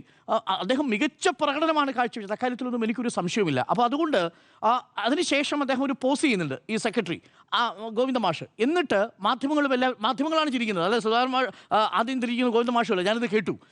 അപ്പം ആ പ്രതികരണം കേട്ട് ആളുകൾ ചിരിക്കുകയാണ്. കാര്യം മാധ്യമങ്ങൾക്കറിയാം മത്സരിപ്പിക്കാൻ പോകുന്നില്ല, ജി സുധാകരനെ സ്ഥാനാർത്ഥിയാക്കാൻ പോകുന്നില്ല. വെറുതെ ഒരു ചോദ്യം ചോദിക്കുന്നു, ആ ചോദ്യത്തിന് മറുപടി വരുന്നു. ആ മറുപടിയെ തുടർന്ന് മാധ്യമങ്ങൾ ചിരിക്കുന്നു, അദ്ദേഹവും ചിരിക്കുന്നു. അത് ഏതെങ്കിലും തരത്തിൽ ജി സുധാകരനെ പരിഹസിക്കാൻ വേണ്ടിയുള്ള ചിരിയായിട്ട് നമുക്കത് ആവർത്തിച്ച് കാണുമെന്ന് തോന്നുന്നില്ല. പക്ഷേ അത് മാത്രം എടുത്ത് പ്രചരിപ്പിച്ചു കഴിഞ്ഞാൽ ജി സുധാകരന് തോന്നാം ഒരുപക്ഷെ സെക്രട്ടറി ഇത് അപമാനിക്കുകയാണോ, എന്നെ പരിഗണിക്കുന്നില്ല എന്ന് പറഞ്ഞത് സീറ്റിലേക്ക് പരിഗണിക്കുന്നില്ല എന്നാണ്, പാർട്ടിയിലേക്ക് പരിഗണിക്കുന്നില്ല എന്നല്ല. ആലപ്പുഴ ജില്ലയിലെ സ്ഥാനാർത്ഥികളുടെ പ്രചരണത്തിന്റെ മേൽനോട്ട ചുമതല നിർവഹിക്കാനുള്ള ജില്ലാ സെൻട്രലിൽ അദ്ദേഹത്തെ അംഗമാക്കിക്കൊണ്ട് പാർട്ടി തീരുമാനമെടുത്തിട്ടുണ്ട്. പാർട്ടിക്ക് അദ്ദേഹത്തെ വേണം എന്നുള്ളതാണ്. എന്നാലും ജില്ലാ നേതൃത്വത്തിൽ ചില ഇടപെടലുകൾ ജി സുധാകരനെ സംബന്ധിച്ച് വേദന ഉണ്ടാക്കിയിട്ടുണ്ട്. 2 കാര്യങ്ങളാണ് എനിക്ക് പറയാനുള്ളത്. ഒന്ന്, പാർട്ടി സെക്രട്ടറി അപമാനിച്ചു എന്നുള്ളത് തുടർച്ചയായിട്ട് നമ്മൾ വളരെ സൂക്ഷ്മമായി നോക്കിയാൽ കാണാൻ കഴിയില്ല. രണ്ടാമത്തെ പ്രധാനപ്പെട്ട കാര്യം, അദ്ദേഹം പാർട്ടി ചിഹ്നത്തിനെതിരെ മത്സരിക്കാനും പോകുന്നില്ല. ഞാൻ മനസ്സിലാക്കിയിരിക്കുന്നത് പാർട്ടി ചിഹ്നത്തിനെതിരെ അദ്ദേഹം മത്സരിക്കാൻ പോകുന്നില്ല. അങ്ങനെ മത്സരിക്കാൻ ജി സുധാകരന് കഴിയില്ല. ജി സുധാകരനെ യഥാർത്ഥത്തിൽ വേദനിപ്പിച്ചിട്ടുണ്ടോ എന്ന് ചോദിച്ചാൽ വേദനിപ്പിച്ചിട്ടുണ്ട് എന്ന് തന്നെയാണ് എൻ്റെ പക്ഷം. അത് ഞാൻ രണ്ടാമത്തെ ഘട്ടത്തിൽ പറയാം. എന്തുകൊണ്ടാണ് പാർട്ടി ചിഹ്നത്തിനെതിരെ അദ്ദേഹം മത്സരിക്കാൻ പോകാത്തത്? അദ്ദേഹം ഒരു അടിമുടി കമ്മ്യൂണിസ്റ്റ് തന്നെയാണ്, ഒരു സംശയവുമില്ല. ഇന്നും അദ്ദേഹത്തിൻ്റെ അടുത്ത് സ്വതന്ത്രനായിട്ട് മത്സരിക്കാൻ പോകണമെന്ന് പറഞ്ഞാൽ അദ്ദേഹത്തിൻ്റെ കയ്യിൽ വലിയ ഫണ്ടൊന്നുമില്ല. അദ്ദേഹത്തിൻ്റെ ഭാര്യ സർവകലാശാലയിലെ ഏറ്റവും ഉയർന്ന പദവികളിൽ ഉണ്ടായിരുന്ന ഒരാളാണ് എന്ന് ഒഴിച്ചു നിർത്തിയാൽ ജി സുധാകരന് എല്ലാം പാർട്ടിയായിരുന്നു, അടിമുടി പാർട്ടിയാണ്. 63 വർഷം ആ പാർട്ടിക്ക് വേണ്ടി സർവവും മറന്ന് ഏതൊക്കെ നിലകളിലാണ്? SFIയുടെ ആദ്യത്തെ പ്രസിഡന്റ് എന്ന നിലയിൽ തീർന്നില്ല, കർഷക തൊഴിലാളി യൂണിയൻ്റെ, ട്രേഡ് യൂണിയൻ സംഘടനയുടെ ഒക്കെ തലപ്പത്ത് വന്ന് പൊരുതി പോരാടി നേടിയതാണ്. അങ്ങനെയുള്ള ജി സുധാകരന് ഈ കമ്മ്യൂണിസ്റ്റ് പാർട്ടി വിട്ട് ആ പാർട്ടിയുടെ ചിഹ്നത്തിനെതിരെ മത്സരിക്കാൻ കഴിയില്ല. അതുകൊണ്ടാണ് ഞാൻ അത്ര ഉറപ്പിച്ചു പറയുന്നത്. ജി സുധാകരൻ ഈ ചെങ്കൊടിക്ക് എതിരെ അഥവാ ഈ അരിവാൾ ചുറ്റിക നക്ഷത്രത്തിനെതിരെ ഒരു മണ്ഡലത്തിലും നിന്ന് മത്സരിക്കാൻ നമ്മുടെ റിപ്പോർട്ടർമാർ തന്നെ പറയായിരുന്നു, ആ SFIയുടെ ഇക്കാല നേതാക്കൾ പോലും അദ്ദേഹത്തെ പരിഹസിച്ച്. അതാണ് അപകടം. അതിനകത്ത് രണ്ട് പ്രശ്നങ്ങളുണ്ട്. അതാണ് ഈ ജി സുധാകരന്റെ മഹത്വം എന്താണ് എന്നുള്ളത് ഒരു തലമുറയിലെ ആളുകൾക്ക് അറിയാം നന്നായിട്ട്. അതേസമയം തന്നെ ജി സുധാകരനെ ഒളിഞ്ഞും തെളിഞ്ഞും ആക്രമിക്കുന്ന ഒരു വിഭാഗം പാർട്ടിക്കുള്ളിലുണ്ട്, ജില്ലാ നേതൃത്വത്തിന്റെ ഇടയിൽ തന്നെ ഉണ്ട് എന്നുള്ളതും വസ്തുതയുള്ള കാര്യമാണ്. വീണ് കിട്ടിയ അവസരങ്ങളിലേക്ക് അദ്ദേഹത്തെ ആ അർത്ഥത്തിൽ ഒഴിവാക്കി നിർത്താനുള്ള ശ്രമം നടത്തിയിരുന്നു. നോക്കൂ, രണ്ട് തരത്തിലാണ് അദ്ദേഹത്തെ ഒഴിവാക്കിയത്. ഒന്ന്, അദ്ദേഹം MLA എന്ന നിലയിൽ പ്രവർത്തിച്ചിരുന്ന സമയത്ത് സ്തുത്യർഹമായ ഒരുപാട് കാര്യങ്ങൾ, അല്ലെങ്കിൽ ഒരാൾക്ക് അമ്പലപ്പുഴയിൽ 3 തവണ ജയിച്ചു വരാൻ കഴിയില്ല. മാത്രമല്ല വിഭാഗീയത കത്തി നിൽക്കുന്ന സമയത്ത് കായംകുളത്ത് നിന്ന് വിജയിച്ചു വരികയും പിന്നീട് പരാജയപ്പെടുകയും ഒക്കെ ചെയ്തിട്ടുണ്ട്. പക്ഷേ അവിടെ ആലപ്പുഴയെ തിരിച്ചു പിടിക്കുക എന്ന് പറയുന്ന ചെറിയ കാര്യമല്ലല്ലോ. അതും പിണറായിക്കൊപ്പം നിന്നുകൊണ്ടാണ് ആലപ്പുഴയെ തിരിച്ചു പിടിക്കുന്നത്. MLA എന്ന നിലയിൽ അദ്ദേഹം നടത്തിയ ഒട്ടേറെ വികസന പ്രവർത്തനങ്ങളുണ്ട്. മന്ത്രി എന്ന നിലയിൽ അദ്ദേഹം നടത്തിയ ഒട്ടേറെ വികസന പ്രവർത്തനങ്ങളുണ്ട്. മാത്രമല്ല കറപുരളാത്ത രാഷ്ട്രീയ വ്യക്തിത്വമാണ് ജി സുധാകരൻ എന്ന കാര്യത്തിൽ സംശയമില്ല. ആ അർത്ഥത്തിൽ MLA എന്ന നിലയിൽ അദ്ദേഹം പൂർത്തീകരിക്കാൻ വേണ്ടി ശ്രമിച്ച ഒരുപാട് പദ്ധതികളുണ്ട്. അത് അദ്ദേഹത്തിന്റെ കാലശേഷമാണ് പൂർത്തീകരിക്കുന്നത്. അതായത് MLA എന്ന നിലയിൽ ജി സുധാകരൻ തുടങ്ങി വെച്ച ഒട്ടേറെ പദ്ധതികൾ ഈ സർക്കാർ പൂർത്തിയാക്കുമ്പോൾ അതിൽ പല പരിപാടികളുടെയും ഉദ്ഘാടന ചടങ്ങിൽ നിന്ന് അദ്ദേഹത്തെ ഒഴിവാക്കി നിർത്തി. അത് ശരിയായ ഒരു നടപടിയല്ല. ഇപ്പോൾ ഏറ്റവും ഒടുവിൽ നമ്മൾ തന്നെ റിപ്പോർട്ട് ചെയ്തതാണ്, മത്സ്യത്തൊഴിലാളി ഭവന സമുച്ചയം ഉണ്ടാക്കി. ആ ഭവന സമുച്ചയത്തിന് തറക്കല്ലിടുന്നത് ജി സുധാകരന്റെ സമയത്താണ്. അത് മേഴ്സിക്കുട്ടമ്മയാണ് മന്ത്രി. ആ സമയത്ത് തറക്കല്ലിട്ട ആളുടെ ഫലകം എടുത്ത് മാറ്റുക, എന്നിട്ട് അത് ഉദ്ഘാടനം ചെയ്യാൻ പോകുന്ന ഫലകം മാത്രം എടുത്തു വയ്ക്കുക. ഈ 2 ഫലകങ്ങൾ അവിടെ ഉണ്ടെങ്കിൽ എന്താ പ്രശ്നം? ജി സുധാകരന്റെ പേരെഴുതിയ ഒരു ഫലകം അവിടെയും, അദ്ദേഹത്തിനോട് ഉദ്ഘാടനം നിർവഹിച്ച ശിലാഫലകത്തിന്റെയും ശിലാസ്ഥാപനത്തിന്റെ ഫലകവും ഉദ്ഘാടനത്തിന്റെ ഫലകവും അവിടെ ഉണ്ടാകുന്നത് കൊണ്ട് എന്താ തെറ്റ്? അവിടെയൊക്കെയാണ് പാർട്ടിയുടെ ജില്ലാ നേതൃത്വത്തിൽ ചിലർക്ക് ചെറിയ വീഴ്ചകൾ സംഭവിച്ചത് എന്നുള്ളതാണ്. അത് ജി സുധാകരനെ പോലെ അത്യന്തം സെൻസിറ്റീവായിട്ട് ചിന്തിക്കുന്ന ഒരാളാണ്. അങ്ങനെ ചിന്തിക്കുന്ന ഒരു കവിഹൃദയമുണ്ട് ജി സുധാകരന് എപ്പോഴും. ഞാൻ അതിനെക്കുറിച്ച് പറയാം ഏറ്റവും ഒടുവിൽ അവസാനിപ്പിക്കുമ്പോൾ. അപ്പോൾ ആ കവിഹൃദയം, ഒരു കവിഹൃദയം എന്ന് പറയുന്നത് നിഷ്കളങ്ക മനസ്സിൽ നിന്നൊക്കെ വരുന്നൊരു കാര്യമാണ്. അല്ലാതെ പണത്തിന് പിന്നാലെയോ സ്വാധീനത്തിന് പിന്നാലെയോ ഒന്നും അദ്ദേഹം അങ്ങനെ പോയിട്ടില്ല. പദവികളൊക്കെ സ്വാഭാവികമായിട്ടും അദ്ദേഹത്തിന് പ്രവർത്തിക്കാനൊരു ഇടം വേണം. ജി സുധാകരനെ സംബന്ധിച്ച് അങ്ങനെ ഒരു ഇടം നിങ്ങൾ കൊടുത്തു നോക്കൂ. ജി സുധാകരൻ ഒരു തരത്തിലുള്ള വിവാദവും ഉണ്ടാക്കാതെ നീറ്റായിട്ട് ആ കാര്യം ചെയ്തു തരും.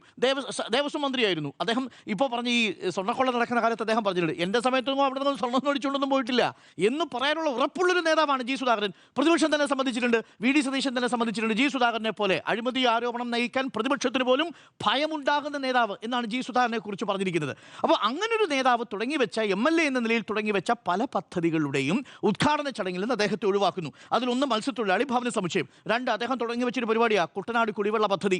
ഗംഭീര പരിപാടിയല്ലായിരുന്നു. ആ പരിപാടിയുടെ പൂർത്തീകരണം നടക്കുമ്പോഴും അതിൻ്റെ ചടങ്ങിൽ നിന്നും മാറ്റി നിർത്തുന്നു. MC റോഡിൻ്റെ നവീകരണവുമായി ബന്ധപ്പെട്ട പ്രവർത്തനങ്ങൾ നടത്തിയതിൻ്റെ സ്ട്രെച്ച് പൂർത്തിയാക്കുമ്പോൾ മാറ്റി നിർത്തുന്നു. പടഹാരം പാലം, അതേപോലെ പെരുമ്പടം പാലം, ഈ 2 പാലങ്ങളും, ഈ പെരുമ്പടം പാലം എന്നൊക്കെ പറഞ്ഞാൽ കാണാൻ തന്നെ ബ്യൂട്ടിഫുൾ ആണ്, അദ്ദേഹത്തിൻ്റെ സമയത്ത് തുടങ്ങി വെച്ചിരിക്കുന്നതാണ്. അപ്പോൾ പൂർത്തിയാക്കുന്ന സമയത്ത് ജി സുധാകരനെ കൂടി ആ ചടങ്ങിലേക്ക് വിളിക്കേണ്ടിയിരുന്നു. അത് വിളിക്കാതെ പോയി എന്നുള്ളതാണ് ഒരു പിശക് സംഭവിച്ചത്. ഒന്ന്, അത് MLA എന്ന നിലയിൽ. പക്ഷേ അതിനേക്കാൾ ഗൗരവമായി ഞാൻ കാണുന്നത് അദ്ദേഹം അടിമുടി പാർട്ടിയായിരുന്നു എന്നുള്ളത് കൊണ്ട് തന്നെ അദ്ദേഹം ഈ അടിയന്തരാവസ്ഥയുടെ 50ാം വാർഷികം ആഘോഷിക്കുന്ന സമയത്ത് അദ്ദേഹത്തിൻ്റെ വീടിന് തൊട്ടടുത്താണ് EMS ഹാള്. അവിടേക്ക് നടന്നു പോകാവുന്ന ദൂരം മാത്രമേ ഉള്ളൂ. അവിടെ വെച്ച് പരിപാടി നടക്കുമ്പോൾ ആ ജില്ലയിൽ ഇന്ന് അടിയന്തരാവസ്ഥ കാലത്ത് ജയിലിൽ 3 മാസക്കാലം ജയിൽ ശിക്ഷ അനുഭവിച്ച് മർദ്ദനം ഏറ്റുവാങ്ങിയ ഒരു നേതാവേ ഉള്ളൂ ജി സുധാകരൻ. ആ നേതാവിനെ അങ്ങോട്ട് ക്ഷണിക്കുന്നില്ല. ആ നേതാവിനെ ക്ഷണിക്കാതെ പോകുമ്പോൾ സ്വാഭാവികമായിട്ടൊരു വേദന ഉണ്ടാവില്ലേ? പക്ഷെ അതിലും കൗതുകകരമായി തോന്നിയൊരു കാര്യമുണ്ട് കേട്ടോ. ഇന്നൊരു കോൺഗ്രസ് നേതാവ് ഒരു ചാനലിൽ വന്നിരുന്ന് പറയുകയാണ്, അടിയന്തരാവസ്ഥയുടെ 50 വർഷത്തിൻ്റെ ആഘോഷ പരിപാടിയിൽ എന്തുകൊണ്ട് ജി സുധാകരനെ ക്ഷണിച്ചില്ല?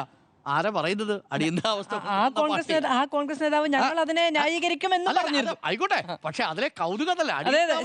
അടിയന്തരാവസ്ഥ പ്രഖ്യാപിച്ച പാർട്ടി വന്ന്, പാർട്ടിയുടെ പ്രതിനിധി വന്ന് പറയുകയാണ്, അടിയന്തരാവസ്ഥയുടെ 50 വർഷത്തിൽ ജി സുധാകരനെ ക്ഷണിക്കാതെ പോയത് മോശമായി പോയി കേട്ടോ എന്ന് പറഞ്ഞൊരു രാഷ്ട്രീയ കൗതുകം അവിടെയുണ്ട്.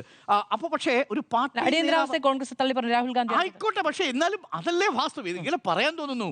അപ്പോൾ വളരെ എളുപ്പമുള്ള കാര്യമാണല്ലോ, തള്ളി പറയാൻ എളുപ്പമാണല്ലോ. അപ്പോൾ അതാണ് ഒരു പ്രധാനപ്പെട്ട കാര്യം. രണ്ടാമത്, പുന്നപ്ര വയലാർ നേരത്തെ സൂചിപ്പിച്ചതുപോലെ എന്തുകൊണ്ടാണ് അദ്ദേഹത്തിന് ഓട്ടോയിൽ പോയി ഇറങ്ങേണ്ടി വരുന്നൊരു സാഹചര്യം ഉണ്ടാകുന്നത് ചുടുകാട്ടിലേക്ക്? മൂന്നാമത്, അദ്ദേഹത്തിന് ഈ അമ്പലപ്പുഴയിലെ ഏരിയ സമ്മേളനത്തിൽ ക്ഷണിക്കാതെ നമ്മളടക്കം വാർത്തയാക്കിയതല്ലേ?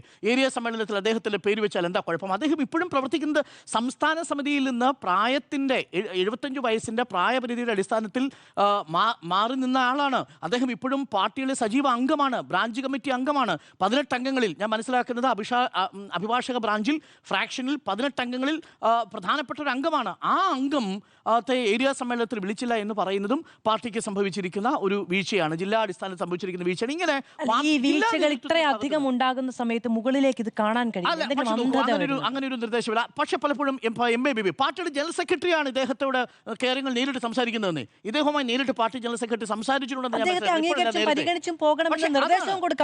അവിടെയാണ് ജില്ലാ നേതൃത്വത്തിന്റെ ഒരു എവിടെയൊക്കെയോ ചില നേതാക്കളുടെ ഈഗോകളിലാണ് ഇത് സംഭവിക്കുന്നത്. ലോക്കൽ ഏരിയ കമ്മിറ്റി അംഗങ്ങളൊക്കെ ഈ പോസ്റ്റുകൾ ഇടുമ്പോൾ അത് അരുത് എന്ന് പറയാൻ എന്തുകൊണ്ട് നേതാക്കൾ തയ്യാറാണ്? അപ്പോൾ അവരുടെ ആശീർവാദത്തോടു കൂടിയാണെന്ന് അദ്ദേഹം സംശയിക്കുകയാണ്. ജില്ലാ നേതാക്കളുടെ ഒരു പ്രധാനപ്പെട്ട കക്ഷിയാണ് ഇദ്ദേഹത്തിന്റെ പിതാവിനെതിരെ കൂടി പറഞ്ഞത് എന്നുള്ളതാണ് ഒരു വളരെ പ്രധാനപ്പെട്ട കാര്യം. അതൊക്കെ അങ്ങേയറ്റം ഒഴിവാക്കപ്പെടേണ്ട കാര്യമാണ്. ജില്ലാ നേതൃത്വം അങ്ങേയറ്റം അതിൽ ശ്രദ്ധിക്കേണ്ട ഒരു പ്രധാനപ്പെട്ട കാര്യവുമാണ്. ഒരു ബ്രാഞ്ച് അംഗം എന്ന നിലയിൽ മാത്രമല്ല, ജി സുധാകരൻ എന്ന് പറയുന്ന 6 പതിറ്റാണ്ട് കാലത്തെ പാർട്ടിക്ക് സംഭാവന നൽകിയ നേതാവ് എന്നതിന്റെ അടിസ്ഥാനത്തിൽ അപ്പോൾ ഈ 2 വീഴ്ച സംഭവിച്ചിരുന്നു. പാർട്ടിക്ക് MLA എന്ന നിലയിലും പാർട്ടി പ്രവർത്തകൻ എന്ന നിലയിലും അദ്ദേഹത്തെ ചില ചടങ്ങുകളിൽ നിന്ന് മാറ്റി നിർത്തിയത് ജി സുധാകരനെ സംബന്ധിച്ച് മനസ്സിൽ തട്ടിയിട്ടുണ്ട് എന്നുള്ളതാണ്. ഇത് കൂടാതെയാണ് സൈബർ വരുന്നത്. ജി സുധാകരൻ അത് പരിചയമൊന്നുമില്ല. ജി സുധാകരൻ ആകെ പരിചയമുള്ളത് അദ്ദേഹത്തെ എന്നും എതിർത്തിരുന്ന KSUവിന്റെയും ABVPയുടെയും അല്ലെങ്കിൽ കോൺഗ്രസിന്റെയും BJPയുടെ നേതാക്കൾ അദ്ദേഹത്തെ പരിഹസിക്കുന്നത് അദ്ദേഹത്തിന് ഓർമ്മയുള്ളൂ.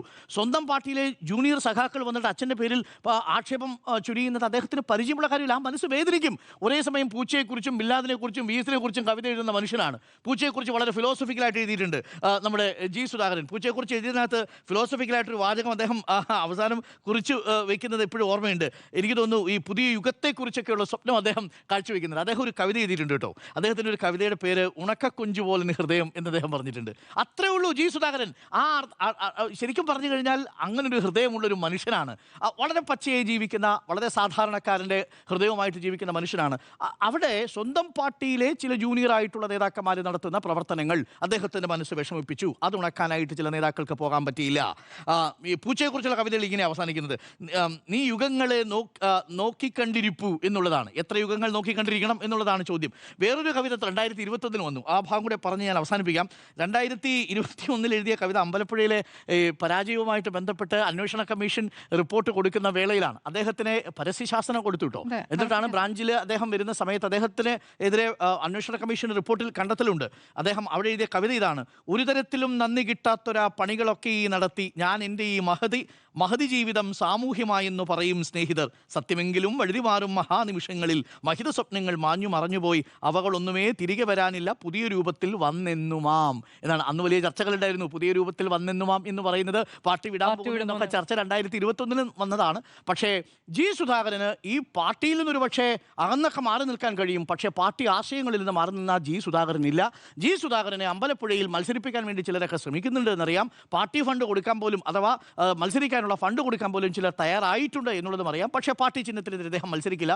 കുട്ടനാടാണെങ്കിൽ UDFന്റെ മറ്റൊരു സ്ഥാനാർത്ഥി വന്നുപോയി. അവിടെ ഇനി അദ്ദേഹത്തെ മത്സരിപ്പിക്കാനും കഴിയില്ല. അതുകൊണ്ട് ഇക്കുറി തെരഞ്ഞെടുപ്പിൽ ജി സുധാകരന് മത്സരരംഗത്തേക്ക് ഇറങ്ങാൻ നിലവിലത്തെ സാഹചര്യത്തിൽ കഴിയില്ല എന്നാണ് മനസ്സിലാക്കുന്നത്. മാത്രവുമല്ല, ജി സുധാകരന് കോൺഗ്രസിന്റെ പിന്തുണ സ്വീകരിക്കുന്നതിന് 2 തടസ്സങ്ങളാണ്. ഒന്ന്, എല്ലാ കാലത്തും ജി സുധാകരൻ എതിർത്തിരുന്ന ഒരു രാഷ്ട്രീയ പാർട്ടി തന്നെയാണ് കോൺഗ്രസ്. മാത്രമല്ല, സ്വന്തം കുടുംബത്തിൽ ഭുവനേശ്വരനെ പന്തളം NSS കോളേജിൽ ആ സിമന്റ് തറയിൽ തല പിടിച്ചു അടിക്കുന്ന സംഘടനയുടെ പേര് KSU എന്ന, അന്ന് DSU എന്ന് പറയുന്ന മറ്റൊരു സംഘടനയുണ്ട്. അപ്പോൾ ജി സുധാകരന് അങ്ങനെ വളരെ വേഗം കോൺഗ്രസിൻ്റെ പിന്തുണ സ്വീകരിച്ച് മത്സരിക്കാൻ കഴിയില്ല എന്നൊരു വസ്തുത കൂടി മുന്നിലുണ്ട്. അതുകൊണ്ടാണ് ഞാൻ അത്ര ഉറപ്പിച്ചു പറഞ്ഞത്. ജി സുധാകരനെ മനസ്സറിയാവുന്ന ഒരാളെന്ന നിലയിൽ ജി സുധാകരന് ഈ പാർട്ടി ചിഹ്നത്തിനെതിരെ മത്സരിക്കാൻ കഴിയില്ല. നമ്പർ 1. നമ്പർ 2, അദ്ദേഹത്തിൻ്റെ മനസ്സ് വേദനിച്ചിട്ടുണ്ട് എന്നുള്ളത് വളരെ പ്രധാനപ്പെട്ട കാര്യമാണ്. അത്രമാതിൽ വളരെ നിഷ്കളങ്കനായ, എന്നാൽ വളരെ പെട്ടെന്ന് കാര്യങ്ങളൊക്കെ മനസ്സിൽ തട്ടുന്ന നേതാവാണ്. നാളെ ഒന്ന് വിളിച്ചു പറഞ്ഞാൽ മതി. നാളെ പാർട്ടി സെക്രട്ടറി നേരിട്ട് വിളിച്ചു പറഞ്ഞാൽ മതി. അങ്ങനെ തെറ്റിദ്ധരിക്കരുത്, ഞാൻ അങ്ങനെയല്ല ഉദ്ദേശിച്ചെന്ന് പറഞ്ഞാൽ തീരാവുന്ന അലിയാവുന്ന പ്രശ്നങ്ങളെ ഉള്ളൂ എന്ന് തന്നെയാണ് ഞാൻ മനസ്സിലാക്കുന്നത്. അതല്ലാതെ അടുത്ത തവണ കോൺഗ്രസ് മന്ത്രിസഭയിൽ ഒരു മന്ത്രിയാവണം എന്നുള്ള സ്വപ്നങ്ങളിലൂടെ ഇരിക്കുന്നയാളല്ല ജി സുധാകരൻ എന്ന് തന്നെയാണ് ഞാനും മനസ്സിലാക്കുന്നത്. അപ്പോൾ അപമാനിച്ചോ എന്ന ചോദ്യത്തിന് അപമാനിച്ചിട്ടില്ല, അവഗണിച്ചോ എന്ന ചോദ്യത്തിന് അവഗണിച്ചിട്ടുമില്ല എന്നുള്ളതാണ് എൻ്റെ ടേക്ക് ഈ വിഷയത്തിൽ. ആൻറ്റോ അഗസ്റ്റിൻ, അവഗണിച്ചോ പാർട്ടി? ഒരു മനുഷ്യൻ്റെ പുരുഷായുസ് മുഴുവൻ ഒരു പാർട്ടിക്ക് വേണ്ടി പ്രവർത്തിച്ച ഒരു മനുഷ്യനാണ് ജി സുധാകരൻ എന്ന് പറയുന്നത്. സ്വന്തം അനുജൻ്റെ ജീവൻ ഈ പാർട്ടിക്ക് വേണ്ടി കൊടുത്ത ഒരാളാണ് ഈ മനുഷ്യൻ. ഇത്രയും നാളും ജീവിച്ചിട്ട് ഒരു അഴിമതിയുടെ കറ പുരളാത്തൊരു മനുഷ്യനാണ്. അപ്പോൾ കേരളത്തിൽ ഇന്നേ വരെ ഉണ്ടായ സർക്കാരുകളിൽ വെച്ച് ഏറ്റവും നല്ല മന്ത്രിയാണ്, ഏറ്റവും നല്ല മന്ത്രിയായി പ്രവർത്തിച്ച ആളാണ്. കഴിഞ്ഞ പ്രാവശ്യം 2016 PWD മന്ത്രി എന്ന് പറഞ്ഞിട്ടുണ്ടെങ്കിൽ കേരളത്തിൽ ഇത്രയധികം റോഡുകളും പാലങ്ങളും പണിതൊരു മന്ത്രി ഉണ്ടാവില്ല. കാരണം അത്രയധികം പുതിയ പ്രൊജക്റ്റുകളുള്ളത്. ആ പുതിയ പ്രൊജക്റ്റുകളിൽ ഒരു 80% പൂർത്തിയാകുന്ന 2ാമത് പിണറായി സർക്കാരിൻ്റെ കാലത്താണെങ്കിൽ കൂടെ വലിയ ഇപ്പം ഞാൻ ഈ കുട്ടനാട് റോഡിൻ്റെ വികസനം, അവിടുത്തെ കുട്ടനാട് കുടിവെള്ള പ്രശ്നം, അരുൺ സാർ നേരത്തെ പറഞ്ഞാൽ ഈ പാലത്തിൻ്റെ പ്രശ്നം, അതൊക്കെ എന്ന് പറഞ്ഞാൽ അവിടുത്തെ ദീർഘകാലം ആയിട്ട് ആലപ്പുഴയുടെ ജനങ്ങൾ അനുഭവിച്ച വിഷയങ്ങളെ മനസ്സിലാക്കി ചെയ്ത പ്രൊജക്റ്റുകളാണ്. അതൊക്കെ ദീർഘവീക്ഷണത്തോടു കൂടി കൊണ്ട് ചെയ്ത പ്രൊജക്റ്റുകളാണ്. PWD മന്ത്രിയായിരുന്ന കാലത്തുണ്ടാകുമെന്ന് പറയുന്നത്. കാരണം അദ്ദേഹത്തെ പേടിക്കാത്ത ഒരു PWD ഉദ്യോഗസ്ഥരുണ്ടായിരുന്നില്ല. കാരണം അഴിമതി ഉണ്ടെന്ന് പറഞ്ഞാൽ അവൻ്റെ തല അപ്പത്തെറിക്കുമെന്നുള്ള ഓരോ ഉദ്യോഗസ്ഥന്മാർക്കും അറിയായിരുന്നു. കാരണം ആരെടുത്തും പോയി ഇദ്ദേഹത്തെ പോയി ന്യായീകരിക്കാൻ കഴിയില്ല. ഈ ഒരു അഴിമതിക്കാരൻ പിടിച്ചിട്ടുണ്ടെങ്കിൽ അവനെ രക്ഷിക്കാം എന്നുള്ളത് ഒരു രക്ഷയും അദ്ദേഹത്തിന് നടക്കില്ല എന്നറിയാവുന്ന ഏക മന്ത്രിയായിരുന്നു അദ്ദേഹം. അങ്ങനെ ഇത്രയും ഒരു പരിതപ്രജ്ഞനായ ഒരു മന്ത്രി അല്ലെങ്കിൽ ഒരു രാഷ്ട്രീയ നേതാവ് ഇതുപോലെ CPM പോലെ ഒരു പാർട്ടി, CPM-നെ സംബന്ധിച്ചിടത്തോളം വിഭാഗീയത ഇല്ലാത്ത പാർട്ടിയൊന്നും അല്ലല്ലോ. എല്ലാ കാലത്തും വിഭാഗീയത ഉണ്ടായിട്ടുണ്ട്. ഓരോ വർഷത്ത് ഓരോരുത്തർ മാറിയൊക്കെ നിന്നിട്ടുണ്ട്. അത് മുതിർന്ന നേതാവ് തുടങ്ങി ഈ ചെറിയ നേതാക്കന്മാർ വരെ അവരുടെ ഇഷ്ടത്തിന് അങ്ങോട്ടും ഇങ്ങോട്ടൊക്കെ നിന്നുണ്ട്. അത് പാർട്ടിയുടെ ശൈലി, പാർട്ടിയുടെ സംവിധാനമാണ്. പക്ഷേ ആരും പാർട്ടിക്കെതിരായി വരാറില്ല. കാരണം വിഭാഗീയത ഉണ്ടെങ്കിൽ കൂടെ അത് അങ്ങോട്ടും ഇങ്ങോട്ടും സംസാരിക്കുകയും അത് മുന്നോട്ട് പോവുകയും അല്ലാതെ പുറത്ത് വന്നിട്ട് വലിയ വെല്ലുവിളി നടത്തി പാർട്ടിക്കെതിരെ ചെയ്യാറോ ഇല്ല. ഞാൻ ജി സുധാകരനെ സംബന്ധിച്ചിടത്തോളം എനിക്ക് തോന്നിയ ഒരു കാര്യം നിങ്ങൾ നേരത്തെ പറഞ്ഞ പോലെ അയാൾ വളരെ സെൻസിറ്റീവാണ്. വളരെ സെൻസിറ്റീവായി എന്ന് പറഞ്ഞാൽ അദ്ദേഹം സത്യം പറഞ്ഞാൽ MA ബേബിയുടെ PR സുനിൽ പറഞ്ഞാൽ അധ്യാപകനായിരുന്ന ഒരാളാണ്.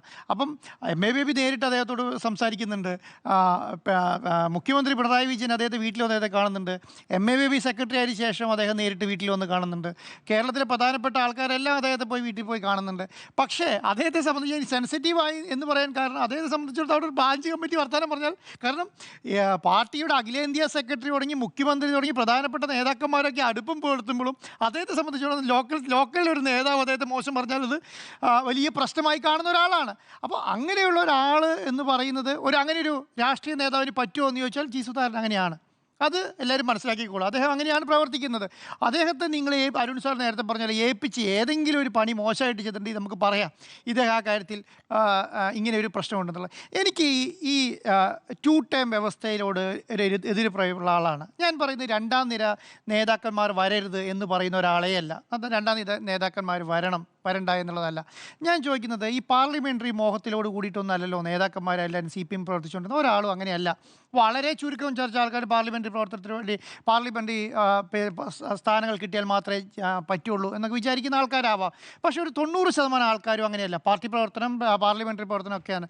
ഈ 75 ടേം നടപ്പിലാക്കുന്നത് BJP അല്ലല്ലോ പാർട്ടിയിൽ നിന്ന്. കാരണം കേരളത്തിൽ പോലെ അടിസ്ഥാന വർഗത്തിൽ നിന്ന് ജനിച്ച് വളർന്ന് കഷ്ടപ്പെട്ട് പാർട്ടിക്ക് വേണ്ടി ജീവിതം മുഴുവൻ പാർട്ടിക്ക് വേണ്ടി മാറ്റിവെച്ച് മുണ്ട് മുറുക്കി കൊടുത്ത് പിരിവെടുത്ത് പാട്ടപ്പിരിവ് നടത്തി വക്കറ്റ് പിരിവ് നടത്തി ജീവിച്ച് സ്വന്തം കുട്ടികളെയും മക്കളെയൊക്കെ അധ്വാനിച്ച് പഠിപ്പിച്ച് ഒക്കെ വളർത്തി കയർ തൊഴിലാളികളും വീടി തൊഴിലാളികളും ഒക്കെ പ്രവർത്തിക്കുന്നത് ഈ പറയുന്ന മത്സ്യത്തൊഴിലാളികളൊക്കെ വളർന്ന് അതിൽ നിന്ന് പാർട്ടി പ്രവർത്തനം നടത്തി ഈ അടിയന്തരാവസ്ഥ കാലത്തും മറ്റുള്ള ഇടികളൊക്കെ കൊണ്ട് വളർന്നു വന്ന പാർട്ടി നേതാക്കന്മാർ 75 വയസ്സാകുമ്പോഴത്തേക്ക് 82ാമത്തെ വയസ്സിൽ മുഖ്യമന്ത്രിയായത് VS അച്യുതാനന്ദനാണ്. ഓർക്കണം, 80ാമത്തെ വയസ്സിൽ ഇപ്പോൾ മുഖ്യമന്ത്രിയായിരിക്കുന്ന ആളുടെ പേര് പിണറായി വിജയൻ എന്നാണ്.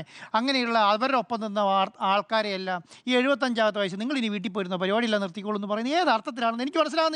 എന്നാൽ അദ്ദേഹത്തോട് പറയുന്നത് ജില്ലാ കമ്മിറ്റിയിൽ പോലും ഉൾപ്പെടുത്താൻ പറ്റില്ല, സംസ്ഥാന കമ്മിറ്റിയിൽ ഉൾപ്പെടുത്താൻ പറ്റില്ല, സംസ്ഥാന സമിതിയിൽ ഉൾപ്പെടുത്താൻ പറ്റില്ല. നിങ്ങൾ ബ്രാഞ്ച് കമ്മിറ്റിയിൽ പോയി അഭിഭാഷക പരിഷത്തിൻ്റെ മെമ്പർഷിപ്പിൽ വർക്ക് ചെയ്യാൻ പറയുന്ന ശൈലിയോട് ഞാൻ ഒരിക്കലും യോജിക്കുന്നില്ല. അതിപ്പം എന്നെ സംബന്ധിച്ചിടത്തോളം ഒരു പാർട്ടി ഇങ്ങനെയല്ല ശൈലി എന്നുള്ളതൊക്കെ ശരിയായിരിക്കാം. പക്ഷേ ഒരു സാധാരണ ലേമാൻ എന്നുള്ള നിലയ്ക്ക്, സാധാരണ പ്രവർത്തനം എന്നുള്ള ഒരു പൊതുപ്രവർത്തകരോ പുറത്തു നിന്ന് നോക്കുന്ന ഒരാളെന്നുള്ള നിലയ്ക്ക് ഇത് അംഗീകരിക്കേണ്ട ഒരു കാര്യമുണ്ടെന്ന് എനിക്ക് തോന്നുന്നില്ല. കാരണം ഇതുവരൊക്കെ എന്ത് ചെയ്യുന്നേ? 85ാമത്തെ വയസ്സിൽ ബുദ്ധിയും കഴിവെല്ലാം ശോഷിച്ചു പോയി എന്ന് വിചാരിക്കണം. അദ്ദേഹത്തിന് പ്രായം 75 കഴിഞ്ഞ നിങ്ങൾക്കറിയാലോ നമ്മുടെ Thomas Isaac, TM Thomas Isaac എന്ന് പറയുന്ന കേരളത്തിൽ ഏറ്റവും പ്രാഗൽഭ്യമുള്ള ഏറ്റവും പ്രധാനപ്പെട്ട പോസ്റ്റിൽ ഒരു ധനമന്ത്രിയായിരുന്ന ആൾ, ഇത്രയും കഴിവുള്ള ഒരാൾ, കിഫ്ബി പോലെ ഒരു പ്രൊജക്റ്റ് വിഭാവനം ചെയ്ത് നടപ്പിലാക്കി വിജയിപ്പിച്ചു കൊടുത്ത ഒരാൾ, എന്നാൽ കേന്ദ്രം ഫണ്ട് തരുന്നില്ല എന്ന് പറഞ്ഞപ്പോൾ അതിനെതിരെ ഒരു പ്രൊജക്റ്റ് ഉണ്ടാക്കിയ ആളാണ് ഞാൻ പറയുന്നത്. അദ്ദേഹത്തെ 75ാമത്തെ വയസ്സിൽ പറയാണ് നിങ്ങൾക്ക് 75 വയസ്സായി നിർത്തിക്കോളൂ, മാറിയെന്നുള്ളൂ എന്ന് പറയുകയാണ്. ഇതിനേക്കാളും വലിയൊരു നേതാവ്, ഇതിനേക്കാളും വലിയ പ്രാപ്തിയുള്ള ഒരു നേതാവ് ജി സുധാകരൻ മാറി നിൽക്കുകയാണ്. AK ബാലനെ പോലെ ഒരു പ്രാഗൽഭ്യമുള്ള ഒരു നേതാവ് മാറി നിൽക്കാൻ പറയുകയാണ്. അപ്പോൾ ഞാൻ പറയും ഇവരൊക്കെ 75 വയസ്സ് കഴിഞ്ഞിട്ട് എന്താ ചെയ്യേണ്ടതെന്ന് സംസ്ഥാന കമ്മിറ്റിയിൽ ഈ മനുഷ്യൻ്റെ അനുഭവ സമ്പത്താണ് ഏറ്റവും വലിയ സമ്പത്ത് എന്ന് വിശ്വസിക്കുന്ന ആളാണ് ഞാൻ. കാരണം 75 വർഷവും 70 വർഷവും കിട്ടുന്ന ഒരു സമ്പത്തുണ്ടല്ലോ, അത് ജനിച്ചപ്പം ഈ സ്വാതന്ത്ര്യം കിട്ടുന്നതിന് മുൻപ് തുടങ്ങിയ പരിപാടിയാണത്. സ്വാതന്ത്ര്യം കിട്ടുന്നതിന് മുന്നേ പരിപാടി തുടങ്ങി അന്ന് തുടങ്ങിയുള്ള അനുഭവ സമ്പത്ത് ഈ പറഞ്ഞ ഡിവൈഎഫിന്റെ SFIന്റെ നേതാക്കന്മാർക്കുണ്ടോ?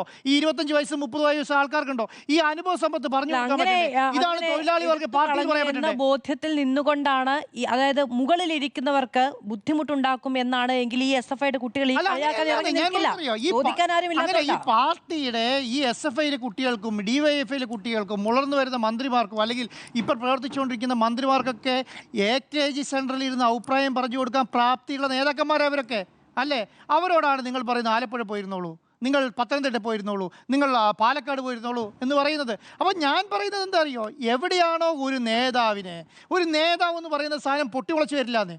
ഒരു ദിവസം രാവിലെ നേതാവ് ഇപ്പം രാജീവ് ചന്ദ്രശേഖരനല്ലോ കേരളത്തിലെ CPM നേതാക്കന്മാർ 15 വർഷം മുന്നേ രാഷ്ട്രീയ സംസ്ഥാന പ്രസിഡന്റാകുന്ന ശൈലിയല്ലല്ലോ.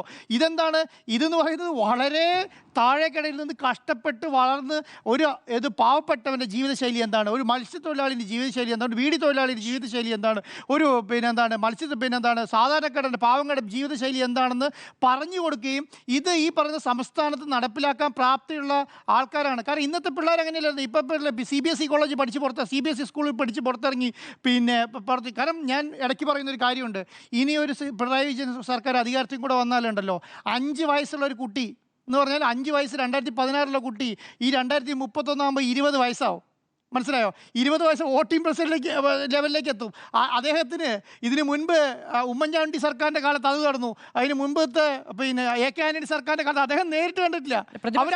സമരം ചെയ്തതിന്റെ പോലും ബുദ്ധിമുട്ട് അറിഞ്ഞിട്ടില്ല. കാരണം അതൊന്നും മനസ്സിലാക്കാത്ത ശൈലിയിലേക്കാണ് നമ്മൾ കടന്നു വരുന്നതെന്ന് ഓർക്കണം. അപ്പോഴാണ് ഇതുപോലെയുള്ള പ്രാഗൽഭ്യമുള്ള നേതാക്കന്മാരെ എല്ലാം മാറ്റി നിർത്തിയിട്ട് ഇത് 2 ടേമാണ് 3 ടേമാണ് 75 വയസ്സ് എന്നൊക്കെ പറഞ്ഞ് മാറ്റി നിർത്തുന്നത്.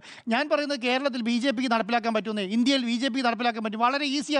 കാരണം ഇത് ഇന്ത്യ ഭരിക്കുന്ന പാർട്ടിയാണ്. അവരെ സംബന്ധിച്ചിടത്തോളം എന്നിട്ടെന്താ അവിടെയും ഇത് നടപ്പിലാക്കുന്നില്ല കേട്ടോ. അവിടെയും നരേന്ദ്രമോദി അല്ലെങ്കിൽ പ്രധാനപ്പെട്ട നേതാക്കന്മാരെ 75 ആകുമ്പോൾ കാണാം നമുക്ക് 75 അല്ലേ.